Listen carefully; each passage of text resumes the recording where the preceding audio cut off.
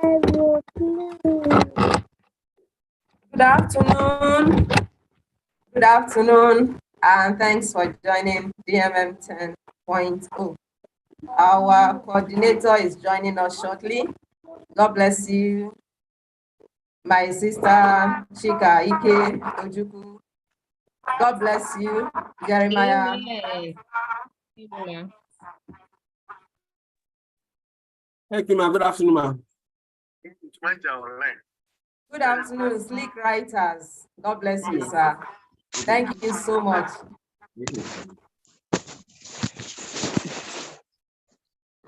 Good afternoon, ma'am.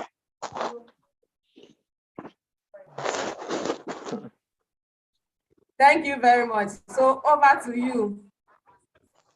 Over to you, our program coordinator. All right. Good afternoon, everyone. I want to trust that our day went well. A happy Sunday to those of us that are in the meeting room right now. My name is Faith Oyawale, and I'd be the program's coordinator for today's DMM, the 10th edition since we started last year. I welcome you all once again, Leader Jeremiah, Leader Chika, and Sleek Writers. I celebrate you greatly. And to the host of this great event, I want to say a very big thank you for trusting me to handle and coordinate the programs for today. All right, so before I continue, I'd love us to just do a reminder, probably on our status or to those we've talked to about this Zoom conference. You can just place a reminder to them, share the Zoom link so more persons can join before we start. You know, many times you start these online meetings and then people join in between. They don't have the entire picture of what we started with. So I'd love if we could do that shortly. And as we're doing that, I want to hope that we are ready for the outpour of value that our speakers would be raining on us this evening. I'm sure most of us have seen the other program for today. And so I'd love to start with opening prayer. We are 3 minutes into the time. Okay, 4 minutes now. And so I'd love to say the opening prayer and get on with the next thing on the program for today's edition of Digital Marketing Mastery. Our blessed Father, we are grateful. Thank you for this time. Thank you for the opportunity to learn. Thank you for our speakers. Thank you for the host. Thank you for DMM platform. We bless your name because you are in our stories. And even as we want to get better at digital marketing and want to be excellent at our craft, we ask that you help us pay close attention to all that will be taught this evening. And we pray that you would grant us the willingness to work, not just the fact that we have heard, but that we would act on what we have heard. We pray that you direct our paths with all that will be shared this evening. For those that are in a fix in their journey, we pray that the words of each of the speaker or any of the speaker would speak to their situation in the name of Jesus. Thank you, blessed Redeemer, because DMM 10.0 is a success. Thank you, blessed Lord, for in Jesus' mighty name we have prayed. So if you can hear me, you can just put it in the comment section, amen, or say, I can hear you. For example, amen. Yeah, thank you so very much. All right. The next thing on our order of program is introduction of program and first speaker. first. This is DMM. For many of us, we've been joining since DMM started. We joined for the first edition, the second, the third, up until the 10th edition that is happening today. And so you might not need a really thorough explanation of what DMM is meant to work on. Please, sir, can you mute your mic? Please, sir. Let me check. Yeah, thank you so very much. All right. For those of us that have been joining, we may not need a thorough explanation of what DMM is all about, but digital marketing mastery monthly sessions came as a result of the founders' initiative to help newbie and upcoming writers navigate their journey in the digital marketing world. You know, we need writing in virtually every field. And so it doesn't even matter if you have an offline business that you're engaged in, you need knowledge of digital marketing to be able to place yourself before the world. And to do that, many times we need to be good at communicating our ideas. We need to be good at communicating what we can do, our abilities. So digital marketing mastery classes, monthly sessions, they help us focus on what truly matters. You know, the fact that it happens once in a month gives us all the time that we need to practicalize everything that we have learned. And so digital marketing mastery is a monthly session that is aimed at helping newbie and upcoming content creators, digital marketers, whatsoever it is you're doing online. It would help you master your digital marketing skills.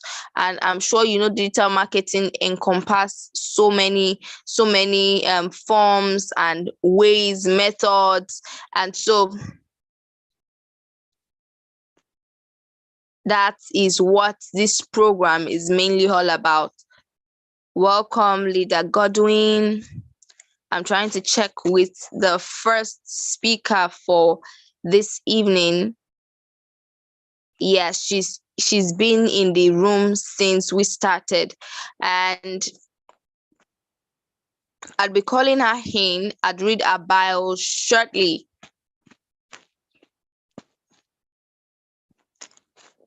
Okay. So for today, our first speaker is Leader Chika. Chika. Her name is actually really lovely. Ike-Ojukwu. I have this Yoruba accent, and so it's getting into my intonation, but it's all good. Yesterday was a birthday, and yesterday was a birthday, and it is a earnest desire that God honors her. He honors her and places her before kings, before queens, because she chose to honor our invitation. And even if she did not choose to be here this evening, even if she had decided not to be here, she would still be placed before royalties because she is good at what she does. So who is Chika Ike-Ojukwu? Chika is a content creator and LinkedIn influencer and coach. These are some excerpts of the Q&A session that the founder had with her. I want to just read it to have an overview of what she does, who she is as a person. And so she studied chemical engineering in Landmark University. And she happened to find that content creation and coaching is her passion. So she decided to turn her passion into her profession.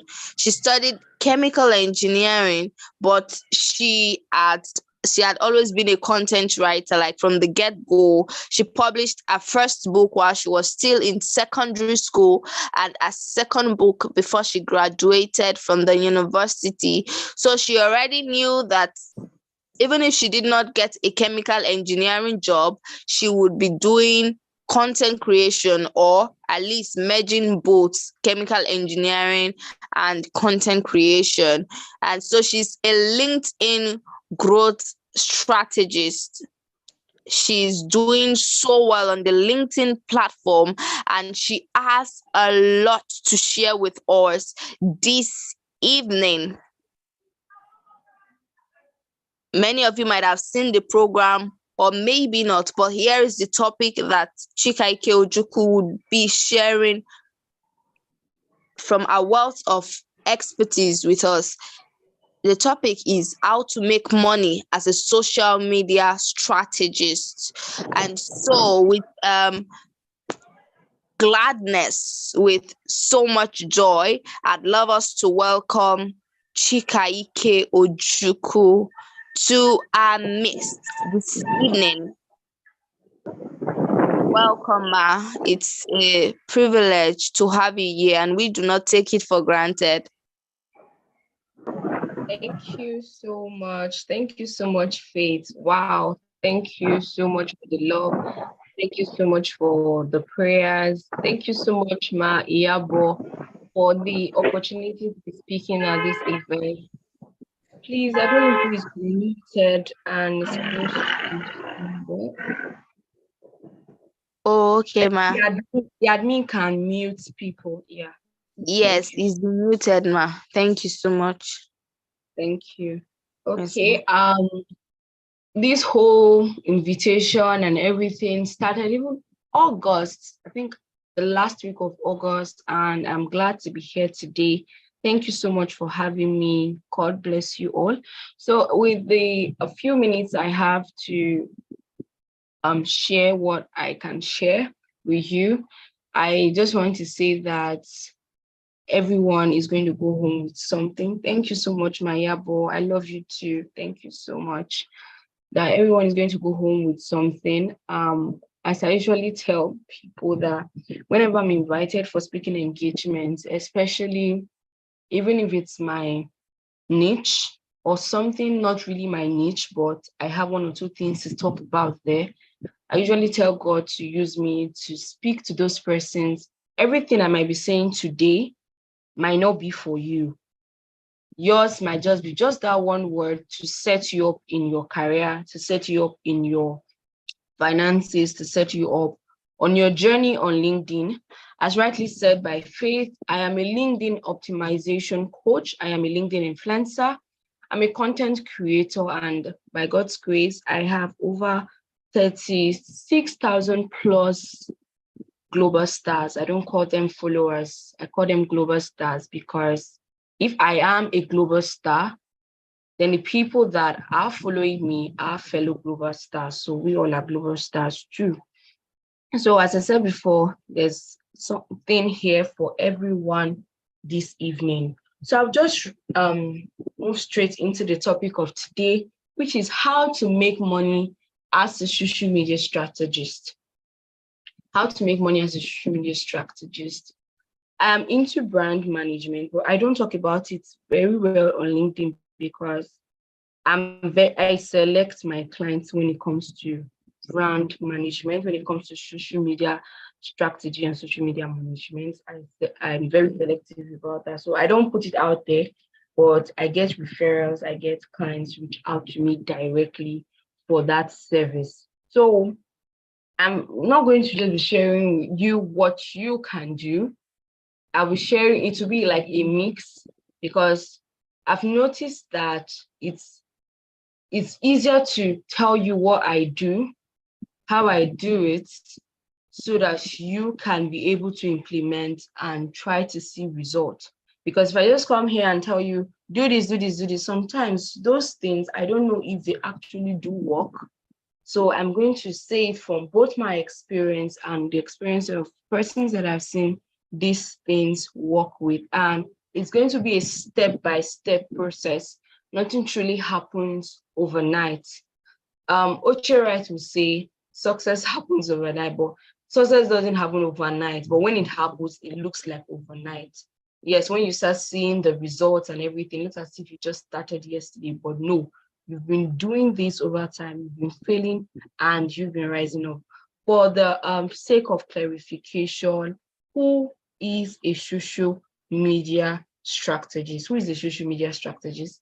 A social media strategist is someone which is someone or a professional. Let me use the professional words. Let me use professional words here. Is a professional who is into planning, developing, executing strategies for businesses and individuals. I want you to put those things in mind: the planning, the developing, the executing, then the businesses and individuals in your mind. Because when you just see somebody come online, you see someone just post content online, it's a lot of things has gone behind the scenes for that content to actually be there. A lot of planning has gone there, and a lot of developing of the content has gone there. A lot of executing, which is what you finally see, has gone there. And there are strategies that help people grow.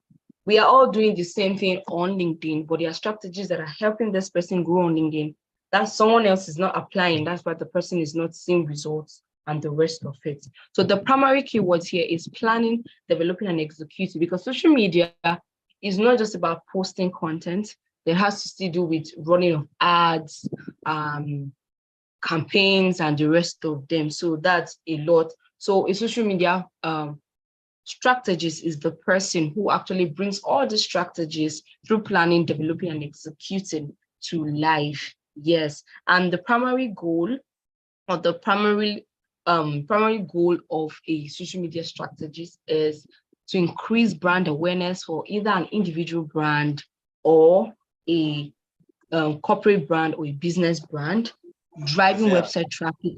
Very simple as that. Okay. Thank you. Okay. Thank You don't you. give model card, eh? Because when I put, I should go waste time for house, so you can't make some people like somebody can't pay. The admin, please mute everyone on, like, you can mute people so that once they come into the event, they are not talking, except you ask them to speak. Please, wait, try and do that. Or just randomly mute this person. Including my own, I'm going to mention the one here. Anybody, we must begin to do this work. I am distracted. Thank you. Thank you so much, Faith. I really do appreciate that. Thank you. Thank you. Okay, so as I said, the key responsibilities, or one of the specific objectives for a social media strategist is to increase brand awareness for the brand. Is either a personal brand, a business brand, or a corporate brand, to drive website traffic, to generate leads, or to improve customer engagement, whichever one you choose, you need a social media strategist to help you bring all these things to be. Because the same strategy you need for brand awareness is different from the strategy you need for maybe the website, driving website traffic, or generating leads, or improving consumer engagement, whichever one it is. Yeah, thank you so much for dropping that, Faith. God bless you. Yeah, all different strategies. So there's a lot going on when it comes to social media strategies. I could remember someone reached out to me, and the person was like, okay, this is how much I charge for social media strategies. And like a consultation for the person's brand, it was a personal brand and the rest of it. And to meet and person was like, is it not just to post? Is it not just to do this? And I'm like, if it was that simple, you will not be speaking with me right now. Because the truth is that you've done is it not just posting and it didn't work? That's why we're having this conversation. So it is beyond doing those things. It's beyond doing those things. And most times why people fail on even managing their own pages or having strategies that work for them is that there is no planning in place. There is no planning in place. There's no planning in place. So with what I have said right now, I'll just talk about quickly the key responsibilities of a social media strategist, because you could also say, oh, a social media strategist is there, a social media manager is there. Like, what's basically the difference between both of them? So I'm going to just quickly talk about the responsibilities of a social media strategist. The first one is research and analysis. Research and analysis. A social media strategist is actually involved in research. You have to see what is working or what is not working. What is working, what is not working, what trends. Is it okay to go with the trends? Is it okay to promote your own business? Is it okay to promote yourself? Is it okay to do this at this particular time? Because there are sometimes you need to promote yourself as a person before you promote your business, because the foundation on which your business stands is you as a person. People will easily buy from, okay, is there any business name here? Okay, OT links, maybe because I don't know your name specifically. Well, I'll just call you James. Please forgive me. People will buy from OT links digital because of James as a person, not just because of OT links. That's why we tell persons it's good to build your personal brand, and you don't have to shout too much about your business brand. People will just come naturally to you. Many of you don't even know my business brand, but you know my personal brand. And that personal brand will always lead you to either buy my courses, get your profile optimized, get me to manage your brand, or even this speaking engagement. I was reached out to personally, not through my business, not through my business page or anything. So that is why it's good to build your personal brand. So research is important to know what's working for your page, what's working for your social media, and all this planning, executing, developing, all this thing has to do with social media. That is why it's called social media strategies. It has to do with social media, Instagram, Facebook, LinkedIn, Threads. My friend just got, when Threads was like a hot cake at that initial stage, my friend closed a deal with someone to be helping her manage her Threads account because she said she can't keep up. She wants to get someone to manage her Threads account. So you see, it's very, very lucrative, but we'll get there. The second one is strategy development. Strategy development. They create comprehensive social media strategies. They outline your goals, target audience, content plans, content calendar, posting schedule, knowing your performance metrics. Is it the followers that we are after right now, or we are after the leads, or we are after the post impressions? What are we after at this point in time? There was a time one of the brands are managing what we were much interested in was followers as at that point in time. At a point, followers not the problem. We moved. We didn't care what if followers were going up or going down. All we cared for was leads. And when we began to see the leads, we knew, oh, we had achieved that goal and the rest of it. So the next one is content creation. The social media strategists will always want to create and oversee the content creation process. What is happening? Is this content actually aligned with the goals, the objectives that we'll set, the strategies that we'll set in place? Are the contents for brand awareness? Are the content for nurturing our audience? Are the contents for conversion? What is the content like? What are our content pillars? Are we going to be sharing informative content? Are we going to be sharing educative content? Are we going to be sharing entertaining content? Are we going to be using just videos? Are we going to be using slides, carousel slides? Are we going to be using pictures and text. All these things are part of what a social media strategist will do. Then we have platform management. Platform management, a social media strategist can also do this. Can also, why I say can also do this, because this is peculiar to a social media manager, because most times social media strategists, they might not want to get involved into managing people's pages or accounts. They'll just want to oversee metrics. They just want to oversee metrics, give you your strategies and tell you, do this, and let's see the results. If the results work out this way, we will know this is working. If it's not working out this way, we will know it's not working. A social media strategist is also someone who is a very integral part of when it comes to paid advertising, when it comes to campaign management.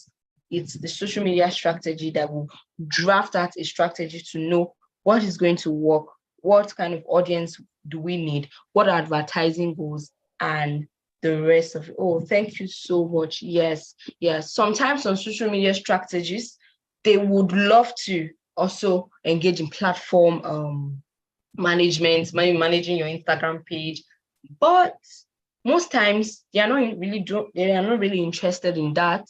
That is why social media managers, that is their main job. You hear these things that you hear people say, I'm a social media manager, not a social media marketer. A social media manager will manage your page. A social media marketer is there to drive sales. Like, that's the core. A social media marketer will be making posts and everything, but the core there is really to drive sales. A social media manager is there to create content strategies and everything. If you get sales, good. If you don't, fine.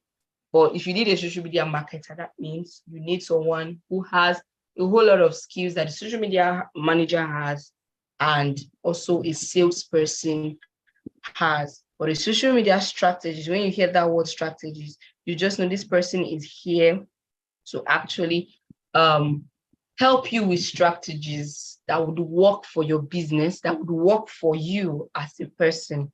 Yes, that work for you as a person. Okay, so quickly, I think my time is already fast spent, but we move. So quickly, how do you make money? How do we even make money from this social media strategy thing and all? Okay, so I will just be taking you through step by step, which is the first one is building your skills. Yeah, you have to build your skills. You have to build your skills. When I joined like LinkedIn, I would say LinkedIn is my primary social media. I think every business, every individual, they have primary social media and secondary social media. I would rather not post on Instagram, Twitter, than not post on LinkedIn. LinkedIn is my primary. And I built so well on LinkedIn that when it was time to move to Instagram, Twitter, it was a little bit easy because I got to meet people that already even knew me from LinkedIn. Like, oh, Chika is on Twitter. Wow, and the rest of it. So it's instead of being everywhere at every time, it's better to establish your presence on a particular social media platform. Then you diversify because it's energy. That's why you see many persons give out their pages to social media managers to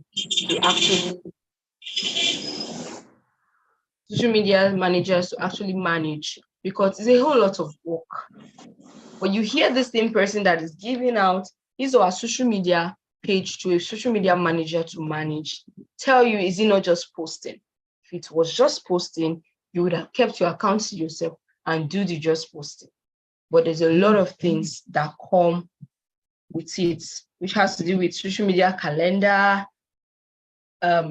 a lot of things, designs, which picture is supposed to go for this moment and the rest of it. So build your skills, develop an understanding of the various social media platforms. For example, I don't manage pages on Twitter, Facebook, Threads. I don't manage pages on those platforms.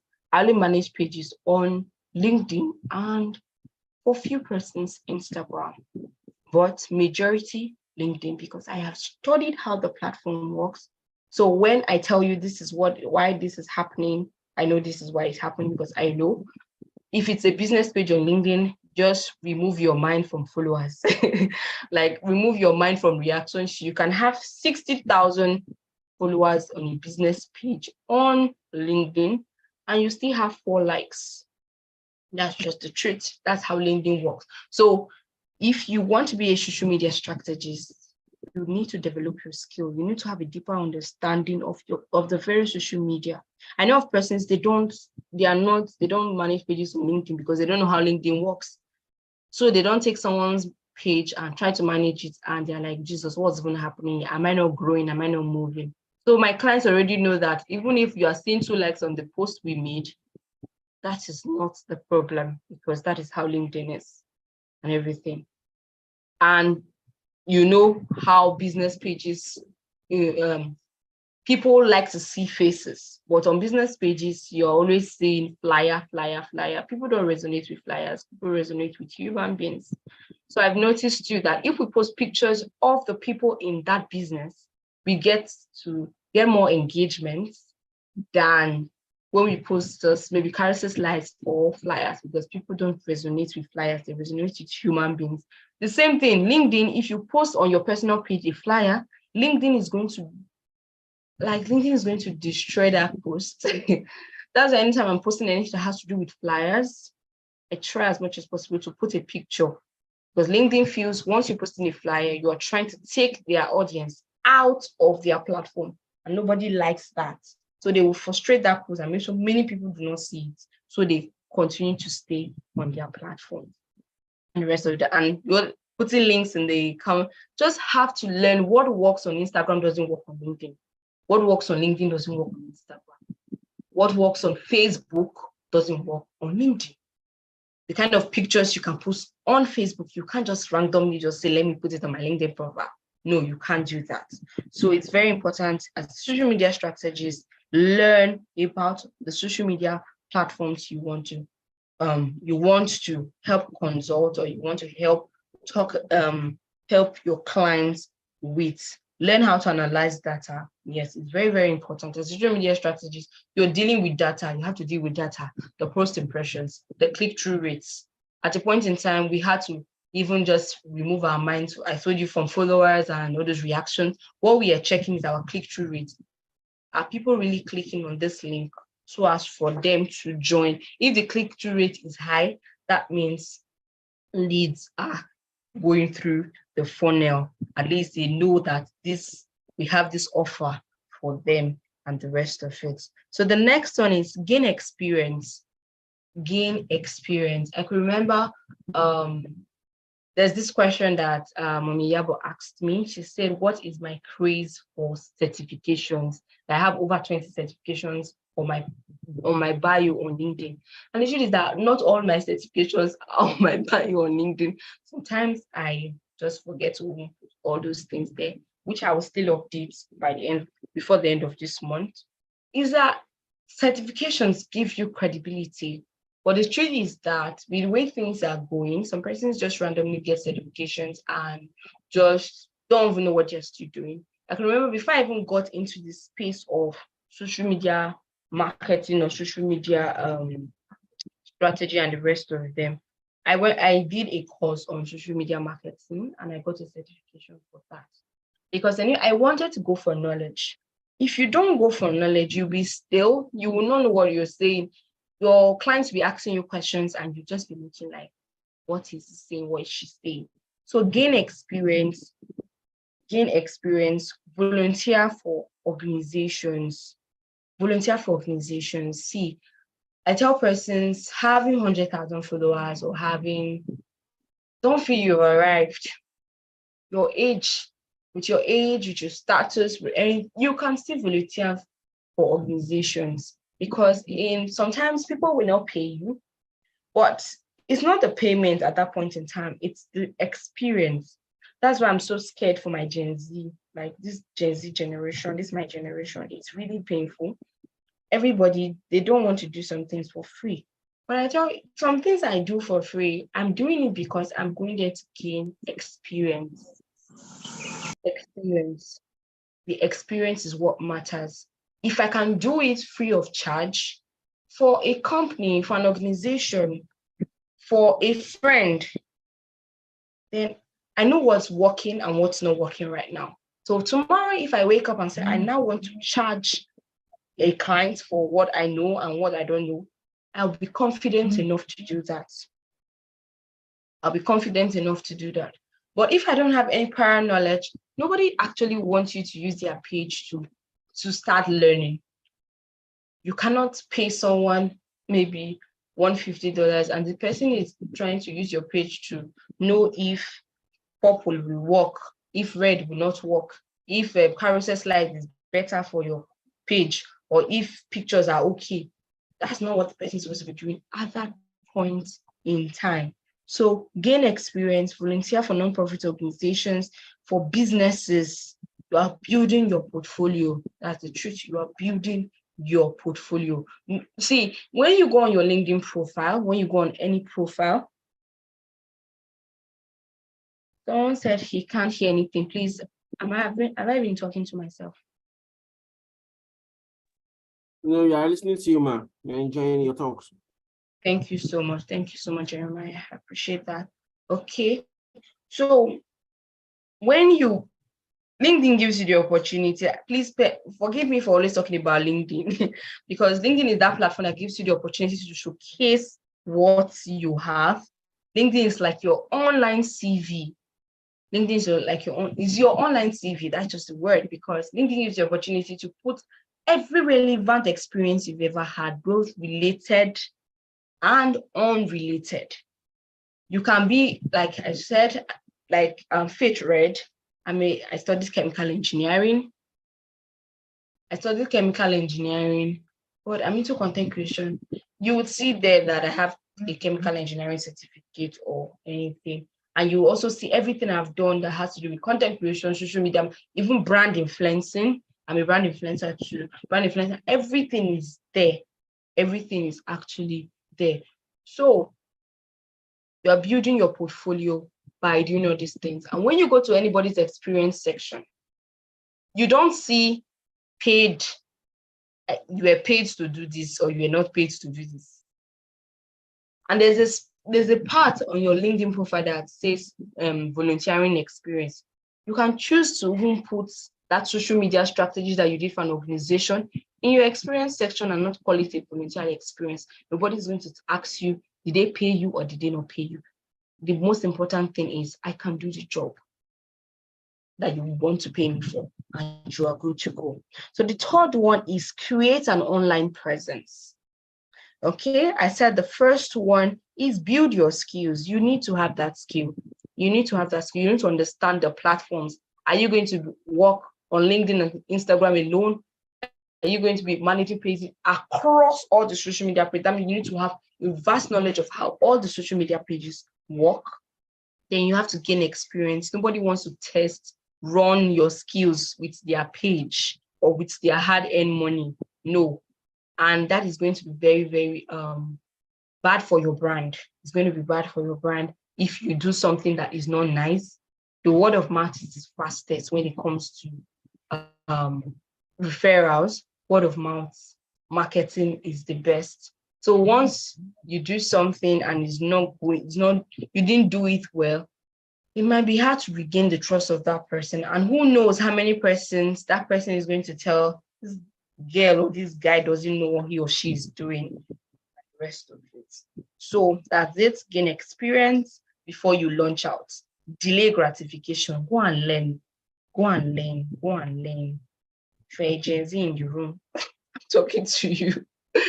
I'm talking to you specifically because millennials, they're always there to learn. I can remember my brother was telling me that in his class, you see this set of person they are learning. But Gen Z is no, they want to make money before they learn, which is not going to work and it's destroying so many people's brands.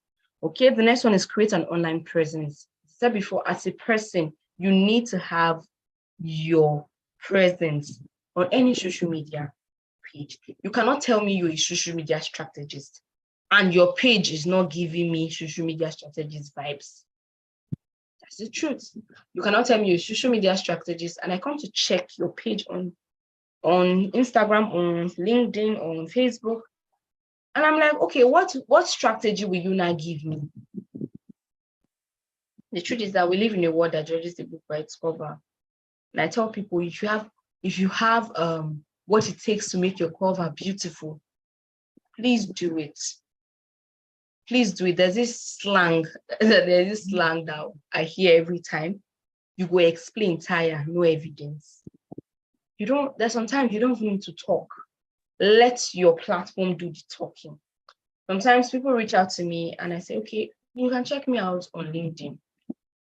After checking me out, they just come back and we're moving straight into the deal because what do you want me to say again that you haven't seen on my page and the rest of it? So have a social media presence, build a strong personal brand on social media platforms. It could just be LinkedIn and Instagram. It could be across social media page, but I would beg you to start with one, then diversify. If you start with 3, you'll be tired because the kind of content you put on LinkedIn, you have to revamp it. You have to repurpose it for Instagram. That content you put on Instagram, you have to repurpose it for Twitter. Twitter has only, like, if you want to post on Twitter, 218 characters for a post. And on LinkedIn, I think one of the things that made me find it difficult to even post on Twitter is, why will I just write in 218 characters? Then on LinkedIn, I have over 3,000 characters. I mean, I write long things a lot and rest. So for me to now put everything I've written on LinkedIn that is over 2,000 characters, or let's say 1,500 characters, into 218 characters, it takes a lot. It takes a lot. So you have to know what you're getting into. You must not start on LinkedIn. You can go start on Twitter. But I can assure you that LinkedIn and Twitter, try starting both of them at the same time. You'll grow faster on LinkedIn and you'll build a community faster on LinkedIn. So I've talked about gaining experience, building your skills, creating an online presence, that's networking with industry professionals. Building an online presence is not just, okay, I wake up this morning, I want to be posting on my social media page, I want to be posting. No, it's far beyond that. Building a personal brand is you telling people, I want you to know me, I want you to like me, and I want you to trust me. Yes, that is what building a personal brand is. It's very easy to have 10,000 followers. When it's now time for people to buy what you're selling, this is where their hard-earned money is. Have they trusted you enough to part with their money? That's the question. I think I had a session on Friday, and someone was telling me, why did I say that somebody can have 50,000 followers and not be able to convert it? And I said, you can have people know you, people like you, but they've not trusted you enough to part with their money. So you need to build that. It's in levels. When you start out on social media, you want to be visible, you want people to know you. Before you know what's happening, people are liking your content. You are seeing 100 likes, you're seeing 120 likes, you're seeing 150 likes. People are liking you. Then put out an offer, even if it's just a 3,000 naira offer. See how many people will buy. Then you know if you've built that level of trust with your audience that they can part with their money. Okay, so that is that for that. I think the last but not the least that we're talking about tonight is you offering your services. Offering your services. Now you have an online presence that people know, like, and trust. Then you can now offer your services.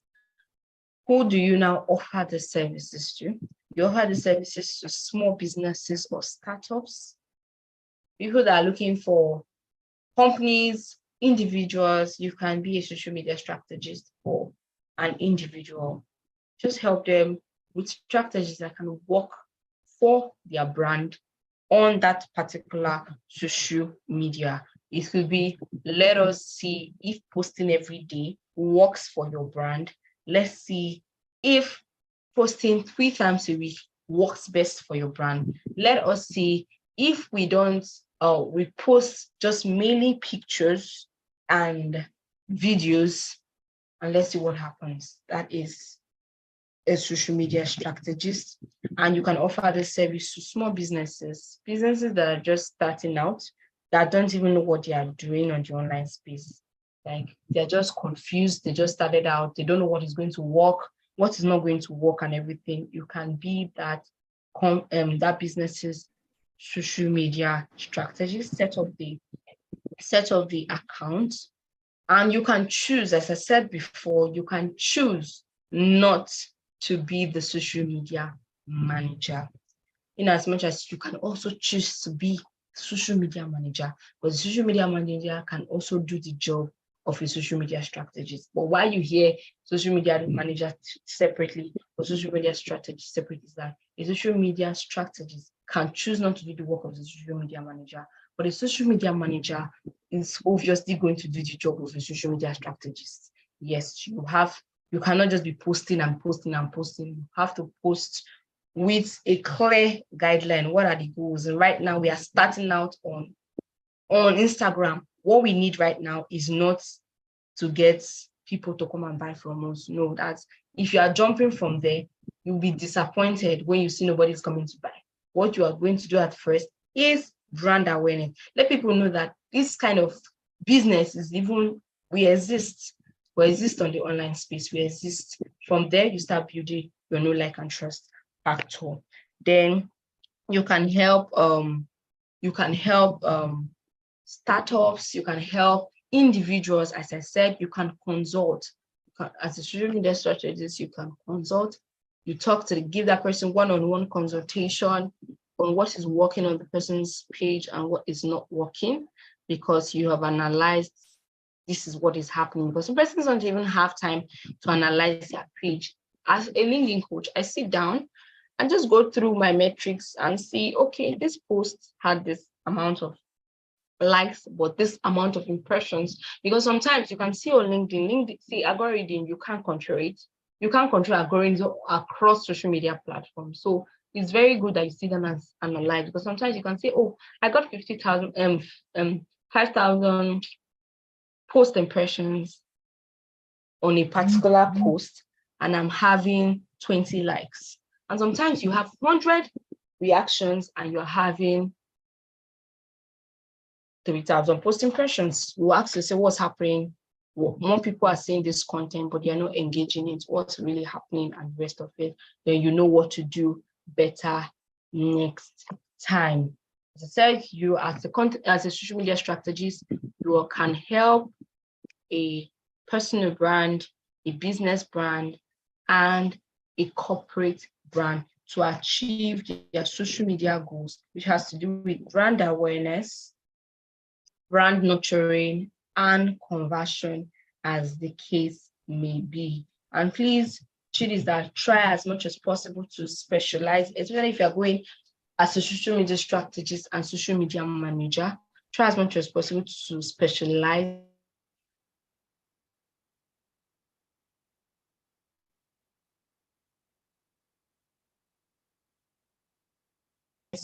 kind of in a particular everywhere. You can't be every niche. So I don't write for every niche because I can't keep up. I can't write.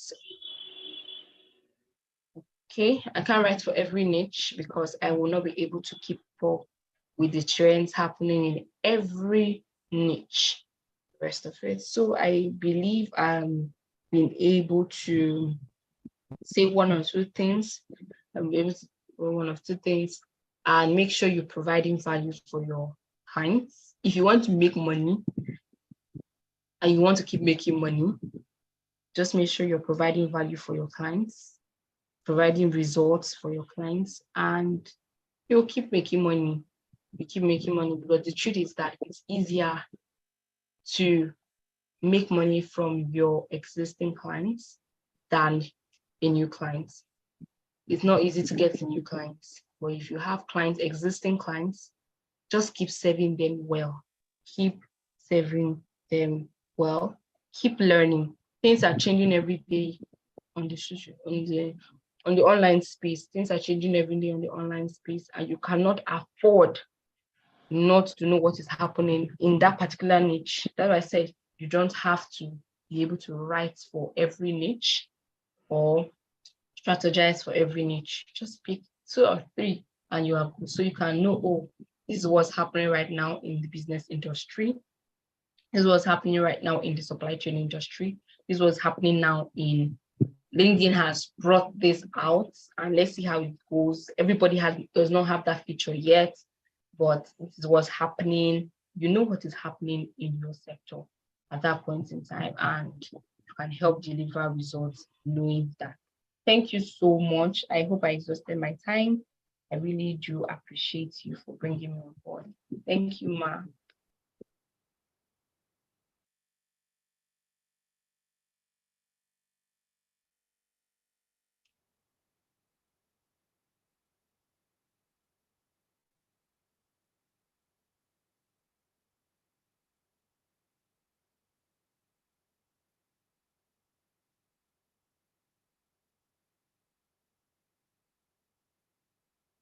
Over to you, Faith.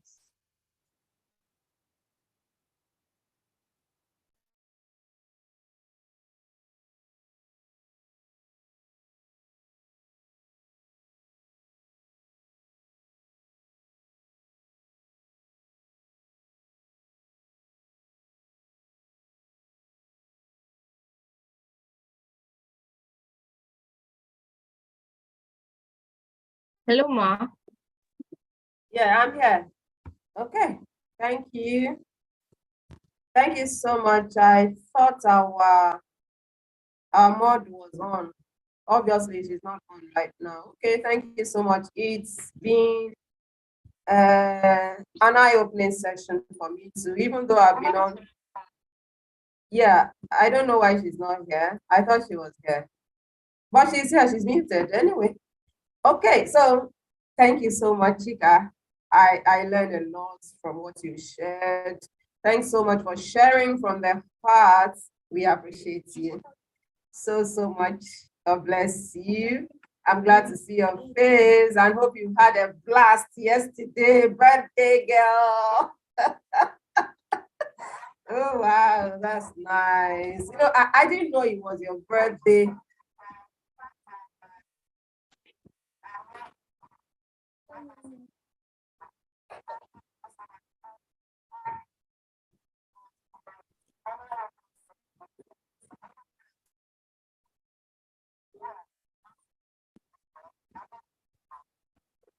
Thank you so much, Sarah J. Thank you. Thank you.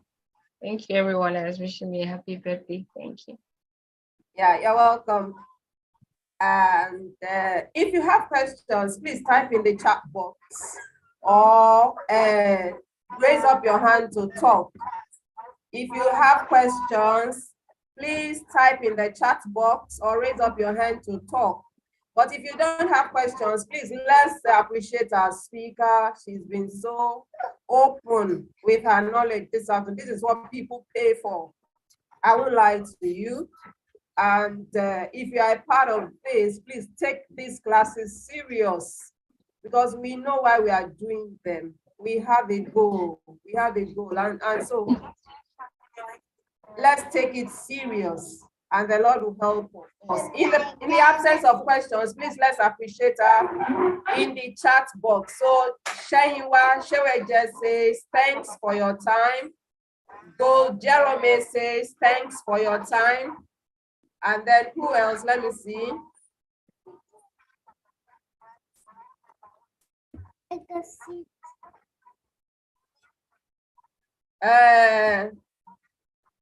Taiwo Kuya says she has really been impactful.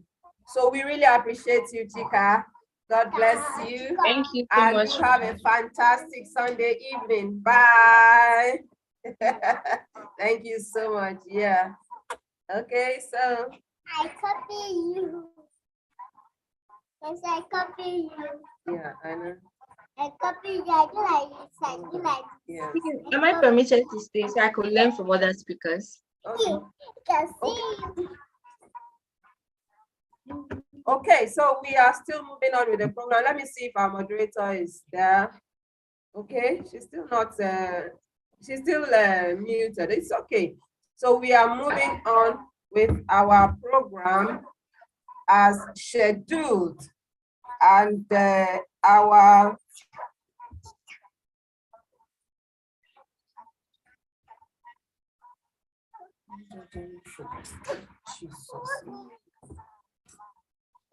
I'm not touching anything. okay, so our next program is the next on the program is Chukwuka Day. Chukwuka Day is someone who, in fact, he was the very first speaker who gave us a yes. And I had his picture, his bio, like, I think 2 weeks before we even got the others. And so I want to appreciate him publicly. Thank you so much for your heart of service. I appreciate you. And so he will be talking to us about how he gets clients on LinkedIn and how you can too. By the way, he runs Slick Writers, which has been coaching writers for a while, and he has students that are successful in their own rights. He did read marketing in school, as you can see from all our speakers, but they have found themselves in this profession and they are making the best of it. And so without further ado, I invite Day Chukwuka to the House of Wisdom podium to enlighten us about getting clients through LinkedIn. God bless you, Chukwuka. You are welcome.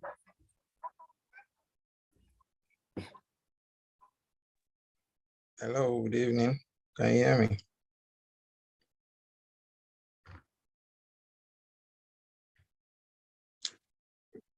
Can you hear me?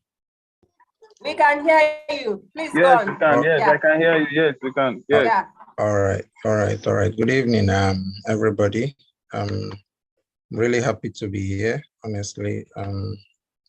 My Iyabo, thank you very much for inviting me, and I really do appreciate everyone's presence here, right? Before we proceed, I would like to inform you though, I made a little travel today. It was some kind of emergency, so, but I already promised I had to honor the event, so I had to honor the event, right? So in case you notice any maybe shaky reception or so, do let me know in the comments. I don't think the reception here is that strong. All right. With that said, thank you once again for having me. And we can now get started. Okay, so basically, Chika did a superb job talking about social media, and she really paid attention to LinkedIn. And I would actually tell you, if you listen to everything Chika had said, then I think you've gained it all. All right, you've literally collected all the knowledge that you should be collecting when it comes to LinkedIn, right? So kudos, Chika, for that section. That was actually very wonderful. All right. Okay, so moving forward, LinkedIn is, as you've already heard, a professional social media platform, right? Unlike the rest of the social media platforms like Twitter and Instagram, LinkedIn is that one place that, you know, every professional really tries to build themselves, and if not build, just to be present, right? So it makes sense that everything done on LinkedIn stays just a bit professional. Now, I'm not saying you have to be completely professional. As you can see, maybe from your favorite creators, your favorite influencers, you will see that they are not extremely professional, maybe as you think. And you can see them portraying their personal side, their physical side, their normal self online. And you're like, okay, so this is this person, this is how this person behaves and how this person talks and how this person does his or her things, right? So moving forward, getting clients on LinkedIn is easy, and at the same time it's extremely difficult, right? This is a platform I've been on for a very long time, right? And I recently discovered I first registered in the year 2014. Okay, I've been on the platform since 2014, but I became rather active maybe 3-4 years ago, right? But I've been there. I've had this experience of, enter the platform, get overwhelmed, wonder what the hell is going on here, what's happening here, and then leave and take a break per se and come back a year or two later and you're like, this platform is still here. They're still doing this thing. They're okay. All right. So not until 2014. After 2014, I gave a bit of a break, and then around 2019, 2020, 2021, I decided to just take it just a bit more serious, right? And it's been wonderful.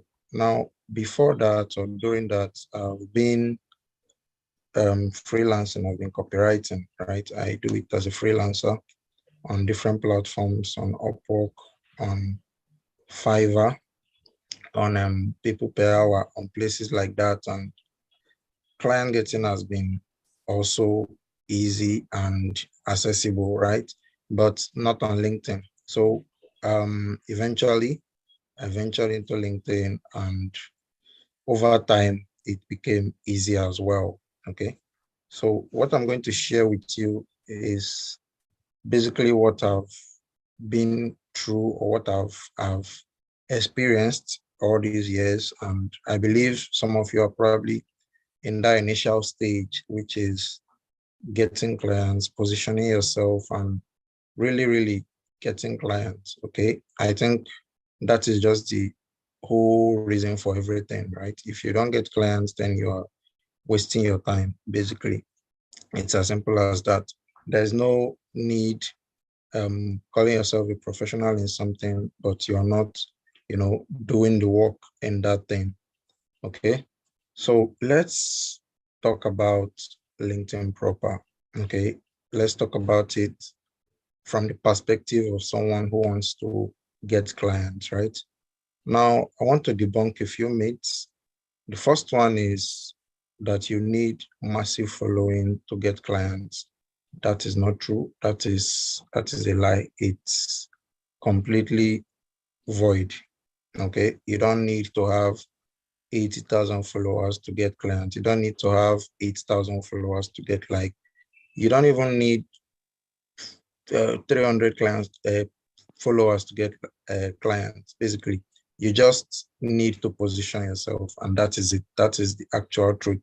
That myth of the more followers you get, the more clients you get is not true. There are a lot of influencers, so to speak, with massive following who don't get clients. Okay, big accounts out there who don't really do anything. Okay, by big account, most of you see accounts from 5,000, 10,000 followers as big accounts. Yes, that is it. Most of these people are your favorites. You see their posts, you like, you comment, and you feel, wow, these people are getting gigs, and here I am with my 300 followers or with my 1,000 followers, and I'm not getting anything. It's really not like that. It doesn't work like that. Okay, that is the first thing. Now, the next thing I will also tell you, which will come in handy as we proceed, would be you don't need viral posts to get clients. Okay, on LinkedIn, you don't need it. LinkedIn is not one of those platforms where your post must get viral, or you must see 2,000 likes or 200,000 comments before you get clients. You don't need them. Now, I'm not saying these things are not important. They are important. They are things that can help you, right? They can aid you in client getting, but they are not the basics. They are not what you should focus all your attention on. When you do that, you are going to, get frustrated. You'll get tired, and at the end of the day, you'll probably just quit, like most people end up doing. All right. It's not something you should be targeting. You shouldn't be targeting a huge follower or a huge engagement before you really get into the act of client getting. All right. Now, having said that, how do you then get clients if you don't need all these things I just said? How is it going to be possible for you to have a few followers, a few connections, just 300, and get clients? Now, picture this. If you are in a room right now and 300 people walks into that room, would that room be full? Would you say this room is crowded? Right? Would you think of it as a crowded room? If your answer is yes, then you would understand that sometimes 300 is a huge number, right? Sometimes 200 is a huge number.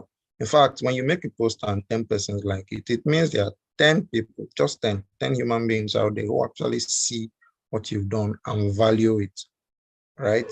Now, this is the mindset you have to bring into. This is the mindset you have to carry along as you proceed now, because now you are a newbie. I'm going to call you a newbie, and you want to get clients, you want to get this. So picture it that way. Impressions as well, the same thing with impressions. If you are getting 10 impressions, 200 impressions, it's still the same thing. Picture it as 300 persons in the same room with you, and you're like, okay, how am I going to interact with these 300 people? 300 is a huge number when you think about it as humans. Okay, I'm sure wherever you are right now, if 300 people were to come to where you are right now, you will call it something else. If it's 300 soldiers, you actually run away, right? You will get scared because there's a lot of people. Okay, so basically, let's go into steps. How do you get clients on LinkedIn? The first thing, number one, is optimizing your profile. Okay, your profile plays a key role in your client getting endeavor. If you just come on LinkedIn and register and just write whatever you like on your profile and do whatever you want, chances are you won't be getting any client. No one is going to talk to you. You won't get any inbound leads. Okay, by inbound leads, I mean people who message you, people who come to you, right? So when you hear inbound leads, people who come to you. Outbound leads are people you go to, okay, people you push out to, right? So you won't get any inbound leads, and you really want that inbound leads because it means you are doing something right, or you've done something right, and now people are interested in you. Okay, so your profile is key. Your profile is crucial in you getting clients on LinkedIn. So how do you optimize your profile? How do you set up your profile in such a way that someone sees it and understands, okay, this person is someone I can actually work with, or maybe someone I think I should trust, right? Now, the very first thing I tell my students is pay attention to simplicity. Okay, don't overcomplicate things when you are writing your profile. In fact, when you are writing anything, don't complicate things. Humans hate complication. Okay, when you use big grammar or use terms that will need explanation before understanding, then you're already stressing me. And of course, I don't want to be stressed, right? So it's better you use something simple. Okay, if you're a content writer, it's better you say a content writer who does so and so thing. Okay, if you're a graphic designer, it's better you just say you're a graphic designer or a digital designer who does so and so thing. Do you understand? It's best to be simple with your profession. Don't go the high road. Don't assume you should use fancy words. Okay, it's not necessary in your profile. Your profile should be simple. Profile should be clear. Your profile should be able to tell me what you do without you, listening to me. I don't have to call you and tell you, oh, look, hello, I do this, I do that. There's something Chika said. She refers people to her LinkedIn, right? And it's as simple as that. Okay, your LinkedIn can do that job for you. Your profile can do that for you. We're in an era where, CVs and resumes, they're still very important, but CVs and resumes are being replaced by your social media, right? Your social media presence is replacing your CVs, your resumes, because at the end of the day, you can write anything you like on your CV or on your resume, and no one is going to ask you or whatever. But with social media, it's really not the same. When you put out a thought on social media, on LinkedIn, you put out the post, people are going to question it if it's not valid, right? And when it's not valid, then you are losing out. When it's valid, you get good reactions, you get big ups and kudos and things like that. Okay, so keeping your profile simple and optimized is exceptionally important. Okay, it has to just tell me as soon as I look at your LinkedIn profile. If you're looking for a job, as soon as I look at your LinkedIn profile, I should be able to know which job you do. Okay, how you can help me, right? And then any other extra thing just for personality, right? These things are crucial. Now, I said, if I look at your profile, I should be able to tell what you do, right? One, what you do. Two, how you can help me, right? It's important. How are you going to help me? Because at the end of the day, I need help and I'm wondering how you can offer that help I need. And if I find out that you can't help me, then we're not compatible. I'm going to leave, right? So it's important you state it. A content writer, that's what you do. So how can you help me? You help brands create engaging contents that resonate with their audience, right? Or you graphic designer who helps brands visually synchronize with their audience, visually engage their audience. However you want to put it, just make it clear that this is what I do and this is what I can help you with. Okay, that is really what your clients are after, and that is what you should be aiming for as well. Okay, you don't need to stuff your profile with so many jargons or necessary things. Just state out the things you do. If there are many of them and they are related, which is best, this is also very important. Do your best to make sure whatever you're offering is related if it's many.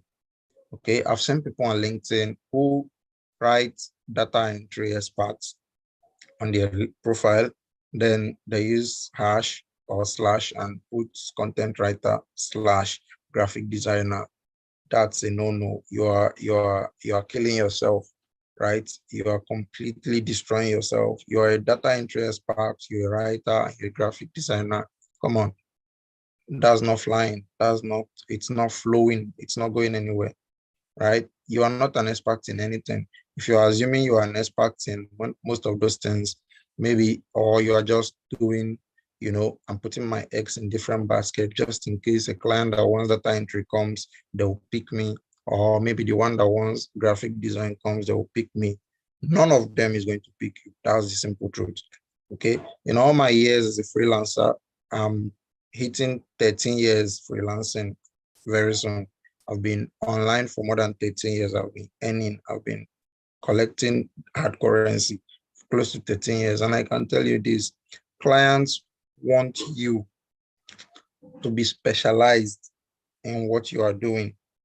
Okay, no client is going to work with you, especially if you're a newbie. This mostly applies to newbie. If you're trying to mimic your favorite creators and influencers and maybe put many things, it's because they're already influential. Okay, I can go to my LinkedIn today and add animator, digital animator. I animate cartoons, I can create cartoons, right? And I will start getting clients for it. Why? Because they already know me. I'm already popular. I'm already active on places, right? But if you're a newbie and you are trying to do the same, you are just all over the place. You're not known for anything yet. So eventually you're going to crash. So just pick out some things that are related. Okay, if you're a virtual assistant, you can easily put writing as something else that works. It works very fine. Virtual assistants can be writers, they can be social media managers. If you're data entry expert, you can do the same thing with virtual assistant, right? But you can't be a virtual assistant, a project manager. Okay, you can be a project manager actually, right? I think virtual assistant is one of those skills that, you know, you can actually hide under and say you do a lot of things, right? I think so, that works fine. But try your best not to be a writer and a graphic designer and a this and a that. Just specify your strongest skill. If it has related skills close by, add it. If you're a content writer and you can, you know, write copy a little, add copywriting. They're related, they're all writing. That's fine, no problem, right? So do your best to optimize completely optimize your profile to really tell who you are and how you can help. Okay, that is going to be crucial to your clients getting. Okay, now another place you can work on is your experience section. Okay, when it comes to client getting on LinkedIn as well, the experience section, you can put up people you've worked with, brands you've worked with, and for those that are on LinkedIn, for those that aren't on LinkedIn, I mean the brand, you can still put them up. Of course, there won't be an attached thumbnail. That image by the side won't be there, but it's still something you did. If you don't have experience, it's still fine. This is where most newbies run into depression, basically. You know, the idea of you don't have experience yet, you're not going to get clients. Yeah, that is a big issue for most newbies, most freelancers, right? We are all freelancers, you and I. So when I say freelancer, I understand that you're also a freelancer. You're working for somebody or for people who you are not seeing. That's a freelancer. Okay. So most freelancers run into this depression of, I don't have any experience to add in my resume, in my portfolio, in my LinkedIn. What do I do? Okay, it becomes a problem. But it really shouldn't be a problem if you know how to go about it, which I'm going to tell you now. One of the first things you can do if you have, you know, zero experience is to, you know, volunteer or work as an intern. Okay, volunteer or work as an intern. Now that is if you are looking for that. You know, I worked with so and so company, Magic or whatever, right? If you are looking for that, you can volunteer. You can decide to be an intern for a particular period of time. And as you know, volunteering means no pay. Internship also probably means no pay, right? But at the end of the day, you've gotten the experience and you've gotten the right to add the company as people you've worked with, right? So that helps. Now, if at the end of the day, maybe you feel I can't get this, I couldn't get this, what do I do? No problem. It's still not an issue. You can still have a LinkedIn profile with zero work experience. No one is going to beat you. No one is going to fight you. Your client understands that, yeah, you didn't put up anything. Now, they can even choose to ask you if you've done anything before. They can still choose to ignore. Okay. All that matters is what you can do and what you can do for your client, right? So now the next key thing in client getting on LinkedIn is your posts. Okay. The first one is your profile. The second one is your work experience. The third one is your posts. Okay. Your posts are as crucial as your profile, almost as crucial anyway. Okay. In fact, your posts are more important than your work experience. Seriously. This is where a lot of people probably wonder why. Your posts usually are more important than your work experience. The reason for that is your posts shows who you are, right? Remember, your profile tells who you are and what you do. Now your post is going to really come outside and show who you are. So if you are writing anything in your LinkedIn post, it's showing that this is the knowledge you have, this is what you know, and of course, you also have the opportunity to explain how you can help. Do you understand? Now, remember when I told you likes and comments and the rest don't matter. This is it. It really doesn't matter at the end of the day. If you are making out quality posts, by quality posts, I mean saying who you are, how you can help, giving out, value to help other people and things like that for free. People are seeing you. I've been on LinkedIn for quite a while, and I can tell you for free, the clients who are going to hire you, right?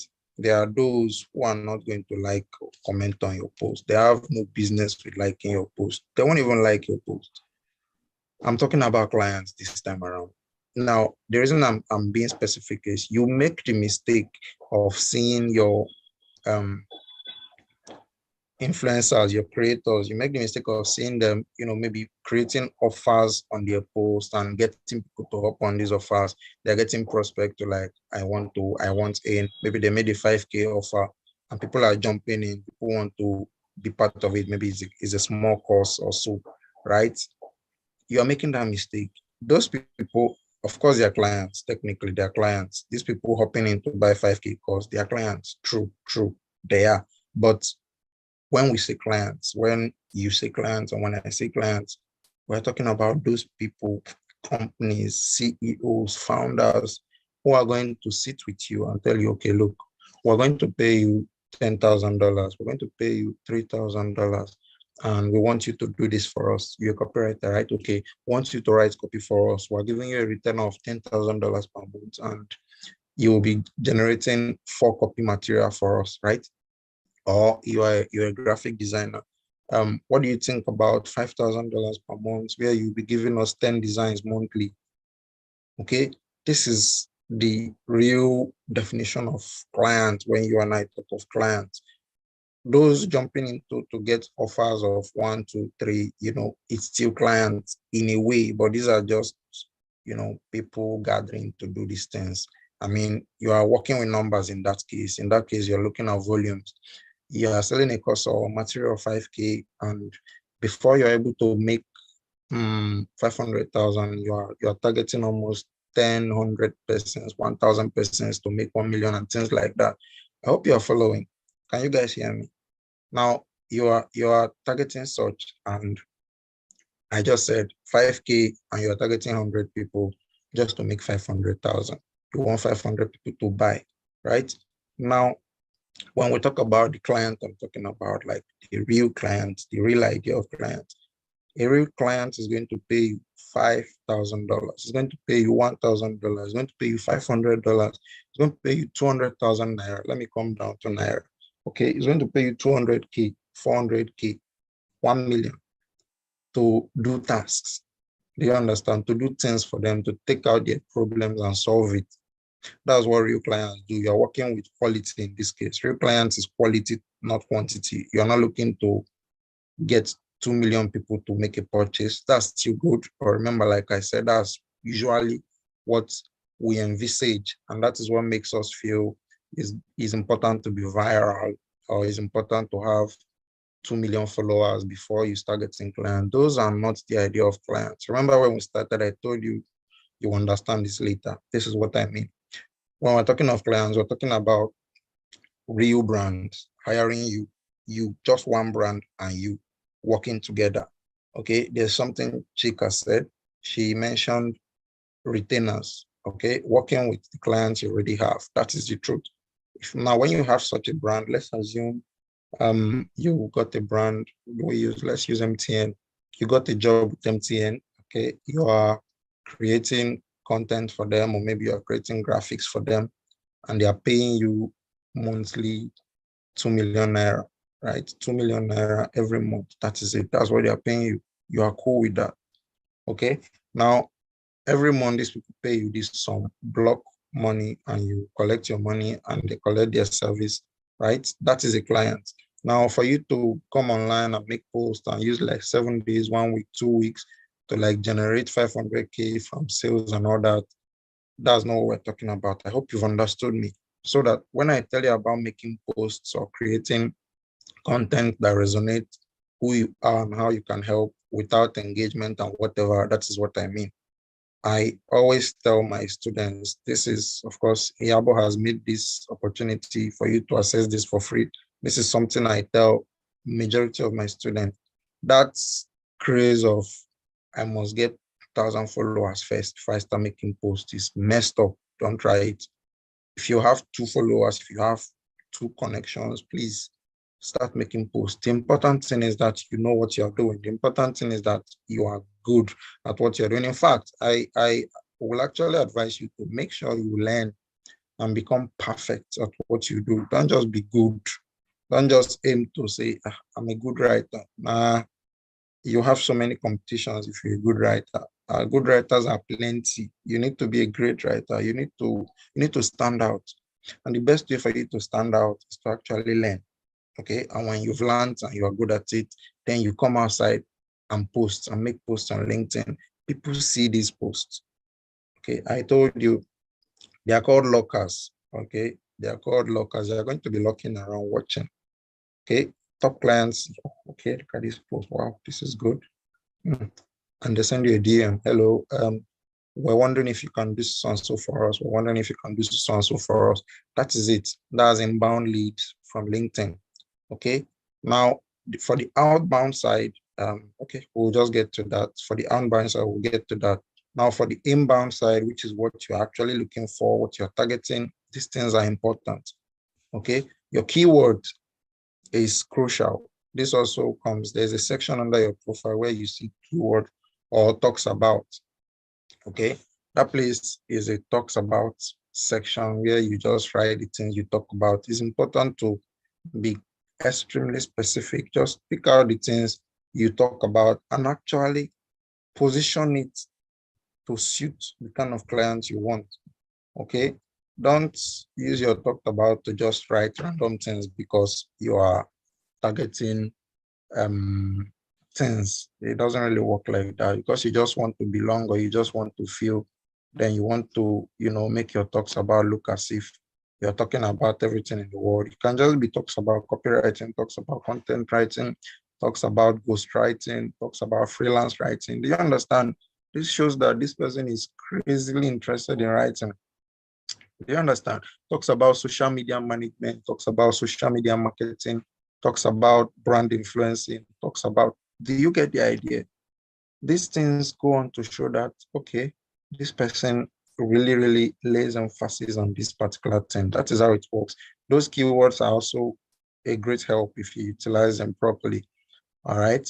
So it's important to take note of that. Okay. So let's push out a bit for outbound leads. Okay. Now, outbound leads are those you have to, reach out to outbound clients. You have to get to them, talk to them, and of course, like pitch to them. Okay. Now, one of the strongest ways you can approach a client, potential clients in this case, and put out yourself to them. One of the easiest way or one of the easiest places is LinkedIn, obviously. LinkedIn remains the easiest platform where you can do that. There's Instagram as well. You can reach out to clients on Instagram. You can reach out to top brands, top influencers, top people on Instagram, on Twitter as well. You can reach out to people anywhere on Facebook. Now, talking about LinkedIn, right? When you reach out to top people or top brands on LinkedIn, you are able to access them easily. There's usually no restriction, okay? Because you're on LinkedIn and they're on LinkedIn.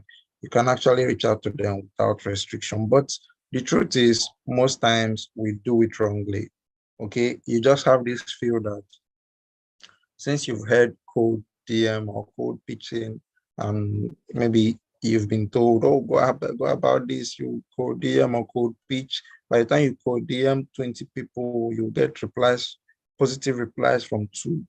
That's a lie, okay?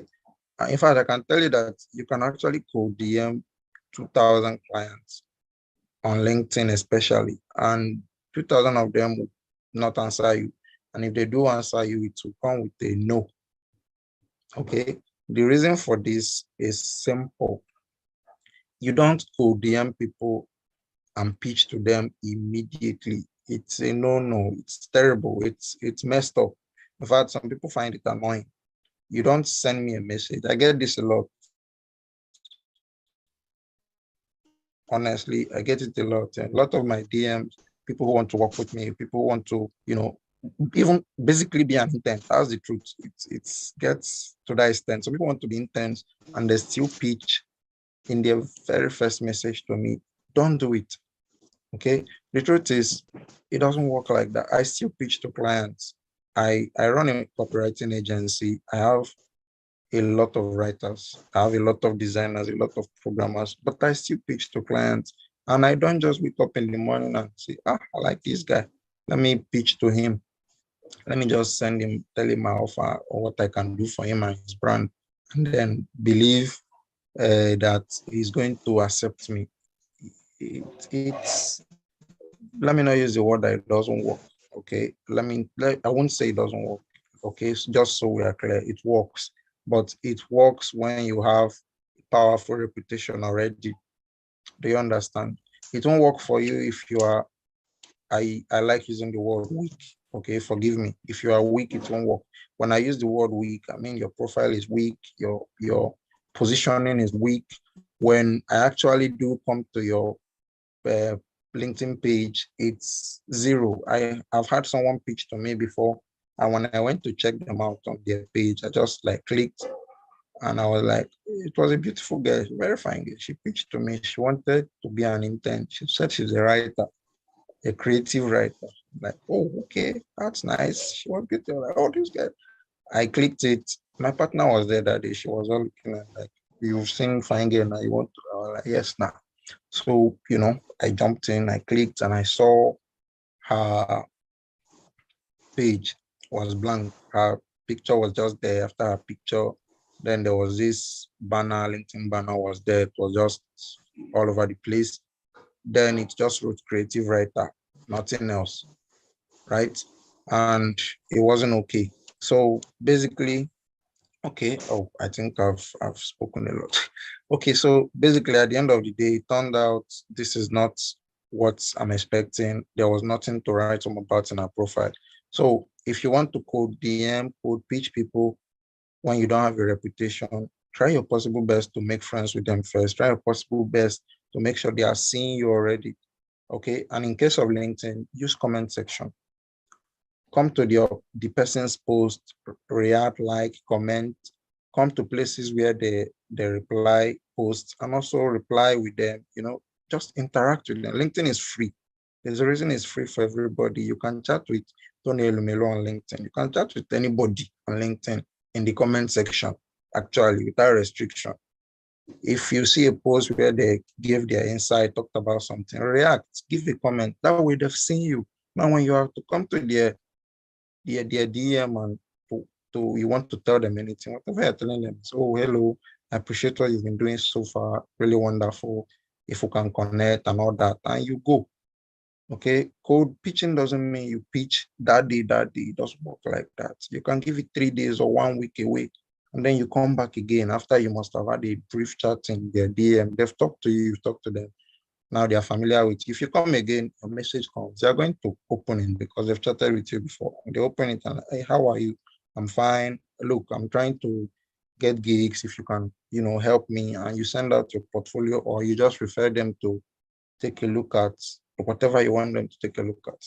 They'll probably be happier to help. Do you understand? It's better than just sending me your very first message and the very first message is coming as a complete pitch. You just want something, okay?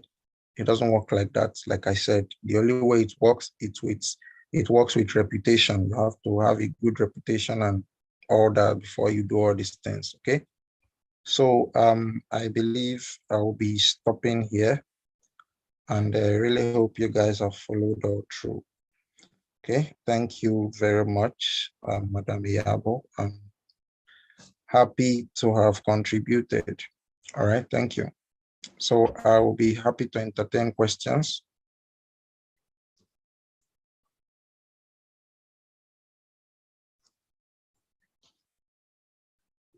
If there's any question, I'll be happy to entertain.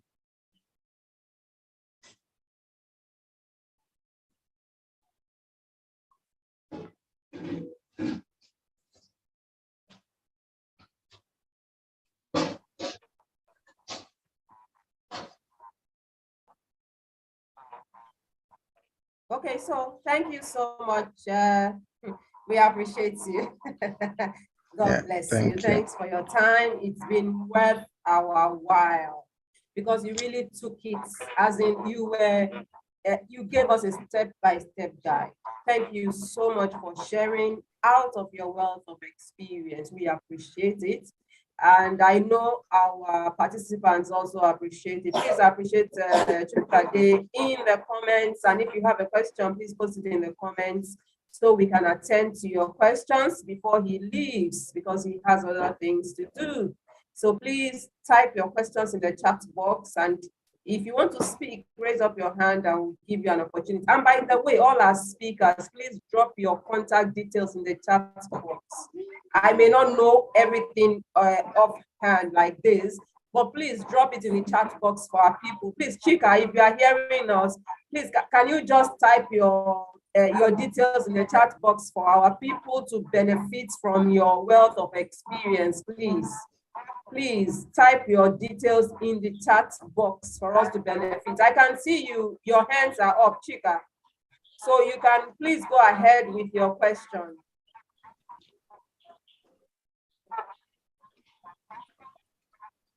Sorry, no, I was clapping for the speaker that just completed. I wasn't raising my hand.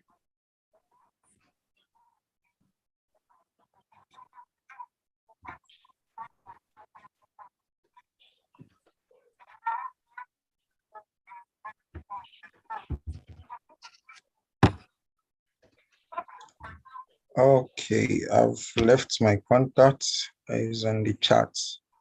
Is a WhatsApp number. You can feel free to hit me up and please specify from the DMM platform, okay? I get a lot of messages, so just in case.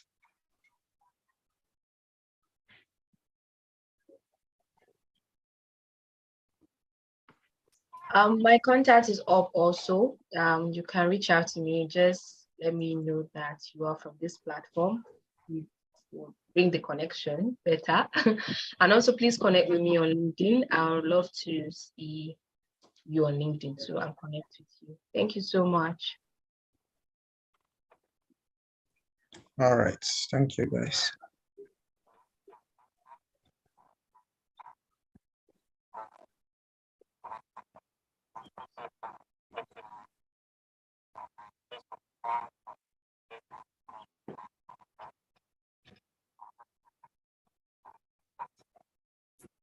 I trust you. I trust that people from the platform will get priority treatment. God bless you.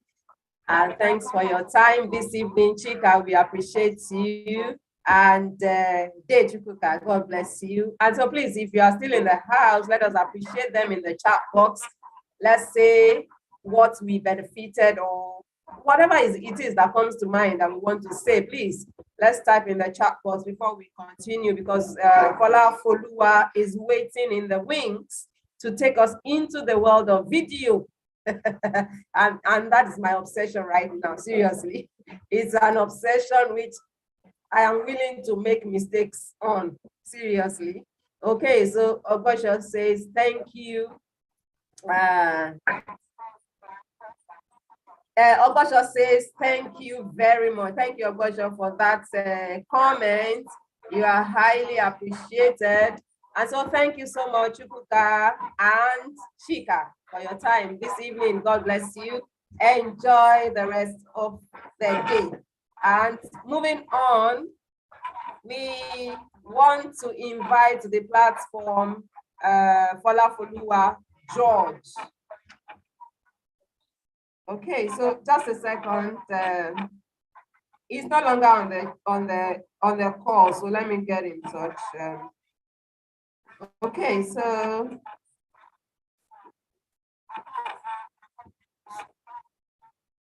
Fola George is a video editor and content creator, and I'm so glad to be connected to him I got to know him through someone. That's how I tell you people.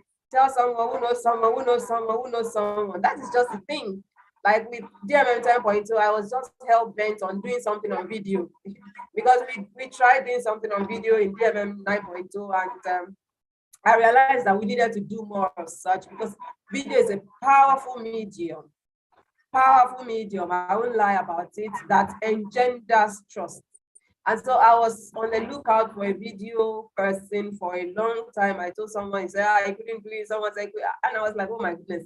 Okay, you that you cannot do it, tell me other people that can do it. And from someone to someone to someone to someone, we landed on Fola. And I'm so glad because when I sent his details to our head of creatives, he was like, mommy, I know this guy now. And I'm like, yeah, I don't know him. All these young adults, you know everybody. Oh my goodness. And so we are so grateful to have Fola in to empower us at DMM now 10.2. This is 10.2. So I will tell you a bit about Fola. Fola didn't read video creation in school. Neither did he read marketing. In fact, if you notice from all our speakers, they didn't do marketing in school, but somehow they found themselves in the marketing field, which tells us that it doesn't matter what you do in school, what matters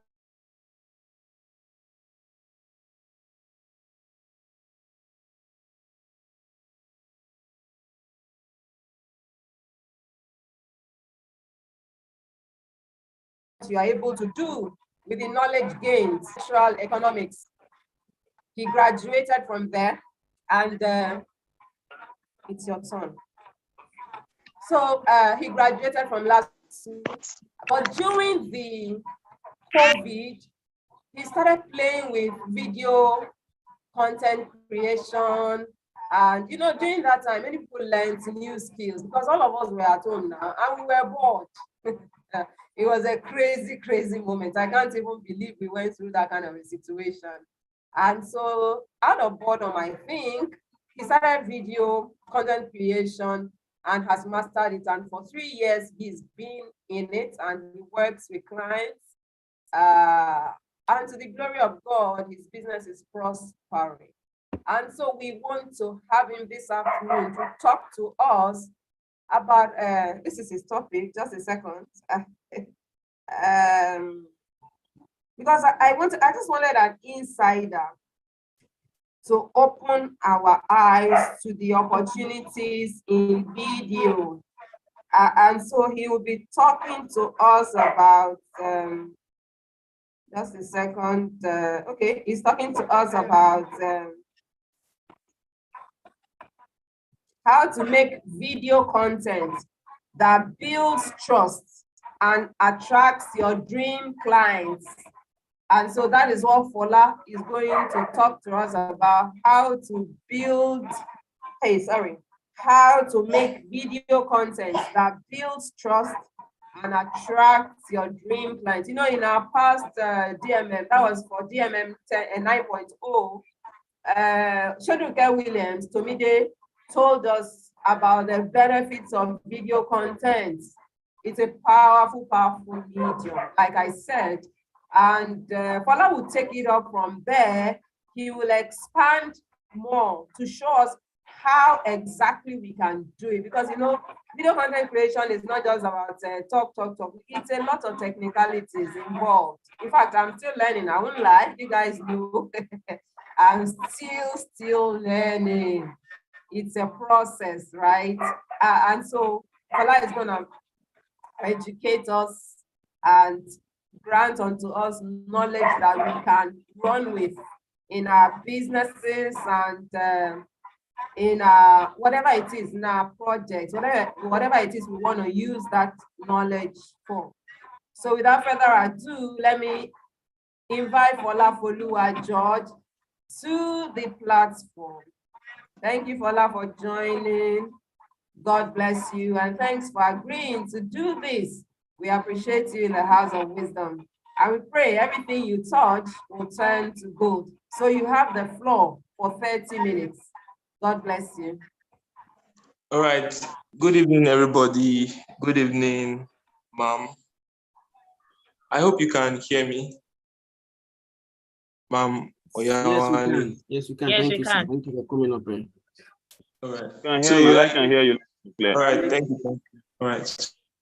Go ahead and continue with the session.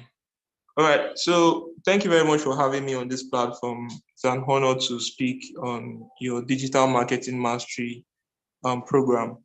Right. So I was told to speak on how to make video content that build trust and attract your dream clients. Right.